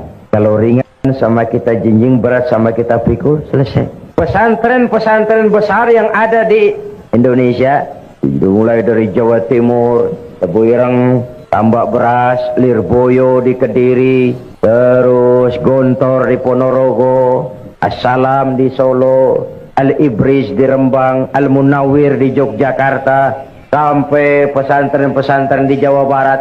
Itu tidak muncul besar sekaligus hanya dengan simsalabim abracadabra, tapi dimulai step by step, sedikit demi sedikit, karena need, satu keperluan, hajat umat, dan itu merupakan tanggung jawab kita bersama. Ibu-ibu dan bapak-bapak, saudara-saudara hadirin yang saya hormati, kita masih ingat tentu tentang, ya, kalau kemarin Barcelona, kita ingat Spanyol, Olimpiade. Kalau ingat Spanyol, kita ingat sebuah nostalgia. Apa yang dikatakan Nabi, la yabqa minal Islam illa ismun, wala minal Quran illa rasmun. Spanyol lah tempatnya. Satu contoh kejadian. Orang Spanyol, Islam tinggal kisah masa lalu, the last day of the world. Mereka kalau cerita kepada anak-anaknya, nah di sini dulu ada agama namanya Islam. Tidak tuh mak, dulu. Banyak orang Islam kalau sholat, hari Jumat sholat. Kapan itu mak? Dulu. Islam cuma cerita masa lalu. Nah, kita punya tanggung jawab moral. Bukan saja menjaga Islam ini, tapi mewariskannya kepada anak-anak kita. Sehingga sering saya contohkan dalam berbagai kesempatan, umat Islam di dalam kebersamaan itu bagaikan 5 jari ini. Jikalau dia rukun, kompak, bersatu, apa yang tidak terpegang. Tapi kalau berpecah belah, apa nak dipegang? Ini ibu jari. Siapa ini? Orang-orang yang memegang kekuasaan. Umaro, kerja apa saja kalau sudah diginikan oleh Umaro, lumayan. Diginikan, kiamat. Umaro. Sebab itu umat Islam melalui sholat berjamaah diajarkan, umat Islam bukan umat yang ekstrim. We are not terrorists, we are not extremists. Macam mana sholat mendidik kita? Bagaimanapun kalau imam takbir, makmum takbir. Imam ruku, makmum ruku. Imam sujud, makmum sujud. It is loyalty. Asal imam benar. Tapi memang masyarakat Islam bukan masyarakat yang buta. Kenapa? Kalau imam keliru, mestinya ruku, imam sujud. Woi, salah. Tegur. Bagaimana menegurnya? Ada kaifiah, rule of the game. Subhanallah. Tidak boleh imam keliru, makmum emosi. Main pegang. Mam, salah. Kacau sholat. Kalau imam benar, makmum pasti ikut. Sekarang imam buang angin. Apa makmum lalu berkata, demi kesetiaan saya kepada imam. Imam buang angin, saya lebih keras lagi. Itu yang disebut taklidul a'ma. Di situ demokrasi. Imam buang angin, ke pinggir saja. Yang di belakang maju, teruskan pekerjaan imam demi menjaga keselamatan sholat berjamaah. Tidak perlu membentuk sholat baru. Lanjutkan saja. Iyyaka na'budu wa iyyaka nasta'in. Sampai situ imam buang angin, ke pinggir. Yang di belakang maju, teruskan. Ihdinas siratal mustaqim. Tidak perlu bikin sholat baru. Asal imam tahu diri, kalau sudah buang angin, ke pinggir. Sholat sering rusak karena imam sudah buang angin, tenang. Seperti orang tidak punya salah. Selesai sholat ditanya, Pak Imam tadi buang angin ya? Kehidupan sosial, mekanisme kehidupan berdemokrasi diajarkan melalui sholat. Umat ini umat yang loyal. Umaron, harus ada muslim yang jadi manpower. Yang ini telunjuk, alat untuk menunjuk. Ini siapa? Agniya, yang orang kaya, para pengusaha. Di mana-mana kalau orang kaya sudah menunjuk, biasanya tidak banyak masalah. Nanti masjidnya dibangun sebelah sana ya. Itu kalau orang kaya yang menunjuk, selesai masjid. Coba kita yang miskin nunjuk-nunjuk begini, nggak laku Pak. Dipegang orang apa-apaan ini, nggak mau deh. Agniya, harta bukan sebagai alat, bukan sebagai tujuan, tapi sebagai alat. Sebagai alat, agniya. Membangun rumah sakit tidak cukup dengan pidato. Membangun masjid tidak bisa hanya dengan semangat. Membangun madrasah tidak cukup dengan ilmu. Perlu harta. Ini jari tengah, ke kanan tidak, ke kiri tidak. istilahnya ini tidak kemana-mana tapi ada di mana-mana. Nih ulama, tokoh-tokoh agama, para pemimpin menjadi milik semua golongan. Yang ini jari manis, walaupun buntung tetap jari manis namanya. Siapa? Remaja, pemuda. Masa muda adalah masa yang paling manis. Semua harapan milik anak-anak kita. Belum pernah saya dengar ada orang pidato para kakek-kakek harapan bangsa. Belum pernah. Sudah harapan itu remaja, pemuda, the next generation. Tapi itu terutama adik-adik saya, para remaja, para pemuda. Kaulah hari depan Islam di Singapura ini. Di pundakmu lah tanggung jawab ini. Dan sekarang kewajibanmu membekali diri. Perjalanan masih panjang, sementara hidup hanya sekadar menunggu giliran. Musim berlalu, ada saat datang, ada saat pergi, itu pasti. Mau hidup harus berani mati. Takut mati, jangan hidup. Takut hidup, mati saja. Jadi berani hidup, tidak takut mati. Yang takut mati, tidak usah hidup. Yang takut hidup, silahkan mati. Hidup bukan undian, jangan berharap untung besar tanpa peras keringat. Biarlah berakit-rakit kita ke hulu, asal bisa berenang-renang ke tepian. Bagaimanapun lebih baik makan singkong betulan daripada makan roti mimpi. Yang ini kelingking ini jari paling kecil. Nih kaum wanita muslimat kecil tapi mantap. An-nisa imadul bilad. Wanita tiang negara. Kalau baik wanita, baik negara. Kalau rusak wanita, hancur negara. Karena wanita, negara jaya. Karena wanita, negara hancur. Maka wanita adalah bidadari. Wanita juga kadang-kadang setan. Yang hadir di sini semua bidadari. Tapi kan memang begitu toh. Sejarah ini tidak hanya melahirkan Golda Meir, Indira Gandhi, Bandaranaike, Margaret Thatcher, Corazon Aquino, Kartini, Dewi Sartika. Sejarah juga melahirkan perempuan-perempuan kelas Cleopatra, Margaret Josephine, Eva Braun, Pamela Bordes, Donna Rice, rombongan-rombongan setan. Kalau bersatulah 5 jari ini, rasanya tidak ada yang tidak bisa kita lakukan. Tapi kalau berpecah belah, apa yang mau kita kerjakan? Islam sudah mengikat kita dengan tali akidah. Peristiwa hijrah bersatunya Ansor dan Muhajirin merupakan cermin yang sangat nyata. Begitulah persaudaraan dalam Islam. Tidak, sekali lagi, tidak ada kemenangan tanpa kekuatan, tidak ada kekuatan tanpa persatuan, dan tidak ada persatuan tanpa silaturahmi. Ibu-ibu, bapak-bapak, saudara-saudara hadirin yang saya hormati, jadi saya kembali kepada awal pembicaraan tadi. Misi Islam menyelamatkan manusia dari kebodohan. Yang ingin meraih dunia harus dengan ilmu. Yang ingin menjangkau akhirat harus dengan ilmu. Yang ingin dunia dan akhirat juga harus dengan ilmu. Man arada dunya fa'alaihi bil ilmi, wa man arada al-akhirata fa'alaihi bil ilmi, wa man aradahuma fa'alaihi bil ilmi. Imam Ali karramallahu wajhah pernah ditawarkan, "Ya Ali, kalau aku tawarkan kepadamu ilmu atau harta, kau pilih mana?" "Ya, harta." "Ya, ilmu." "Oh, saya pilih ilmu." "Kalau saya berikan ilmu atau harta, yang mana yang kau ambil?" "Ilmu tentu." "Kenapa?" "Pertama, dengan ilmu saya bisa mencari harta. Tapi belum tentu dengan harta saya bisa mencari ilmu." Satu. Yang kedua, harta itu kalau saya berikan orang berkurang. Tapi ilmu kalau saya berikan orang bertambah. Saya ajarkan orang Fatihah, orang lain bisa, saya pun makin hafal. Tidak karena saya ajarkan orang lalu ilmu saya habis. Ajarin Fatihah, datang orang lain, "Pak, tolong saya diajar." "Oh, sudah tidak ada, Fatihah saya sudah habis, sudah diajar." Tidak ada. Tapi uang kita berikan kepada orang berkurang. Ilmu kita berikan kepada orang bertambah. Yang ketiga kata Imam Ali, ilmu menjaga kita. Harta kita yang jaga. Makin banyak harta, makin sulit menjaganya. Makin banyak materi, makin banyak pula penjaganya. Kadang-kadang tidur tidak nyenyak, teringat harta. Tapi ilmu, semakin banyak ilmu, semakin terjaga dan terpelihara diri. Sebab itu diingatkan oleh Nabi, "Inna akhsyaran nasi yaumal qiyamah la rajulun amkanahu Allahu li talabil ilmi falam yatlubhu." Orang yang paling menderita, orang yang paling rugi di akhirat nanti Orang yang oleh Allah diberikan kesempatan menuntut ilmu, tapi tidak digunakan kesempatan itu dengan sebaik-baiknya. Tidak ada yang bisa kita kerjakan tanpa ilmu. Bahkan kata Imam Ibn Ruslan, beramal pun tanpa dasar ilmu. Wa kullu man bighairi ilmin ya'malu a'maluhu mardudatun la tuqbalu. Beramal tidak dengan dasar ilmu, ditolak amalnya. Walaupun niat baik, tanpa ilmu bisa kacau. Contoh, dahulu kampung saya ada 3 orang bodoh sholat di surau. Suraunya sudah tua, atasnya pagar, banyak tikus.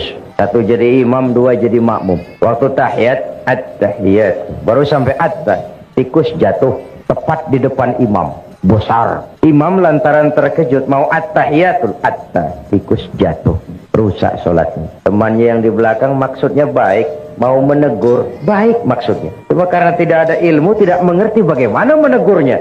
Lain pegang, yang sholat tak boleh bercakap loh. Sudah 2 yang batal. Yang 1 mestinya selamat, malah berkata, untung saya diam saja katanya. Akhirnya jadi ngobrol semua. Lain lagi anak kecil budak nih. Kata maknya, nak, sholat kau sana. Saya tak pandai sholat, mak. Kau ikut sajalah ayahmu. Apa yang bapakmu kerjakan, ikut sajalah. Yalah, kalau ikut bolehlah. Sholatlah di belakang bapaknya. Sholat di balai bambu, tidak pakai tikar. Ketika sujud, hidung bapak terjepit bambu. Sakit dan terkejut, bapak teriak, aduh. Anak di belakang ingat pesan maknya, oh ikuti saja bapakmu. Anak malah pakai irama pula, aduh. Sudah pun anak mengadu, bapaknya menoleh ke belakang. Kata bapaknya, kau terjepit juga ya? Aduh, bercakap lagi, ngobrol lagi. Ini contoh ringan saja betapa beramal tidak dengan dasar ilmu. Walaupun niatnya baik, hasilnya jadi tidak baik.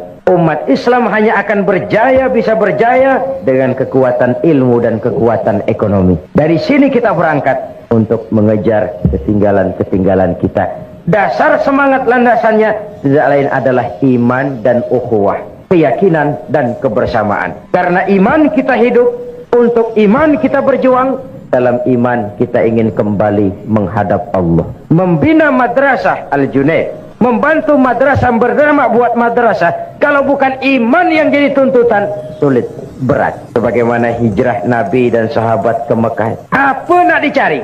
Menempuh gurun pasir yang gersang dan tandus, meninggalkan kampung halaman tempat di mana mereka dilahirkan dan dibesarkan. Harta yang dibawa sekadar yang mungkin dibawa.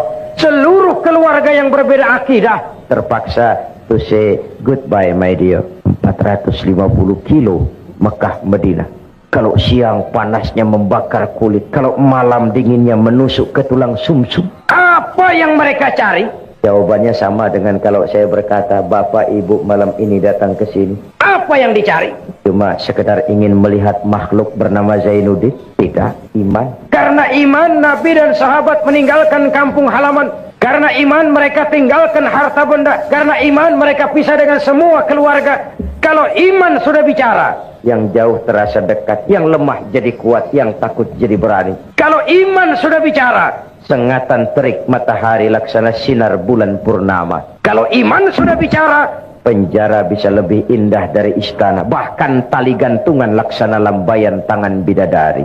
Itu yang dirasakan Abdul Qadir Audah. Itu yang dirasakan Hasan Al-Banna. Itu yang dirasakan Sayyid Qutub pada saat naik tiang gantungan.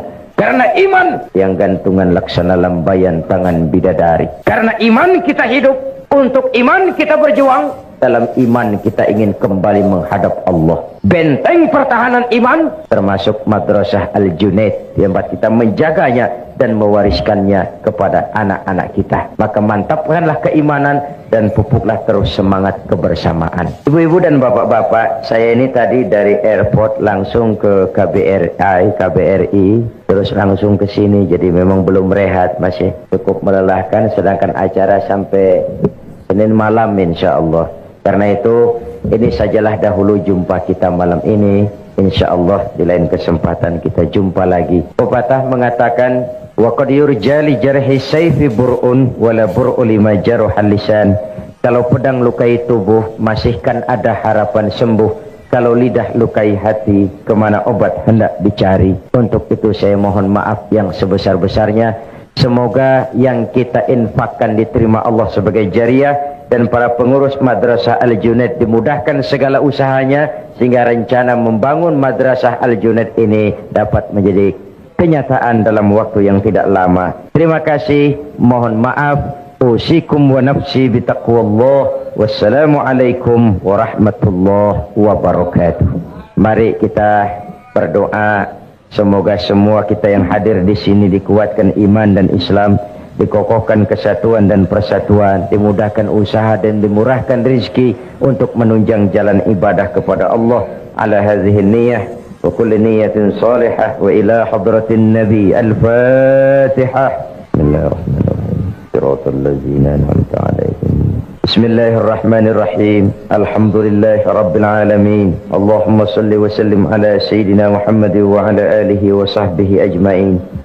Ya Latif ya Khabir, يا سميع يا بصير، يا من لا يحتاج إلى البيان والتفسير، يا من بالإجابة جدير، إنك على كل شيء قدير. حاجاتنا إليك كثير وأنت عالم بها وبصير. ألطف بنا فيما جرت به المقادير، ودبرنا بأحسن تدبير، ودبرنا بأحسن تدبير، ودبرنا بأحسن تدبير بكل خير وعافية يا أرحم الراحمين. اللهم احفظنا فإنك خير الحافظين، وانصرنا فإنك خير الناصرين، وارزقنا فإنك أنت الغني المغني الفتاح الرزاق. اللهم سهل أمورنا وتمم تقصيرنا برحمتك يا أرحم الراحمين. اللهم أصلح من في صلاحه صلاح المسلمين، اللهم أهلك من في هلاكه صلاح المسلمين. اللهم اغفر لنا ولوالدينا وارحمهما كما ربيانا صغارا. ربنا آتنا في الدنيا حسنة وفي الآخرة حسنة وقنا عذاب النار. صلى الله على سيدنا محمد وعلى آله وصحبه أجمعين. سبحان ربك رب العزة عما يصفون، سلام على المرسلين، والحمد لله رب العالمين. الفاتحة. يا أرحم الراحمين ارحمنا، يا أرحم الراحمين ارحمنا، يا أرحم الراحمين ارحمنا. دعواهم بها اللهم وتحيتهم فيها السلام. آخر دعواهم أن الحمد لله رب العالمين. تقبل الله منكم. السلام عليكم.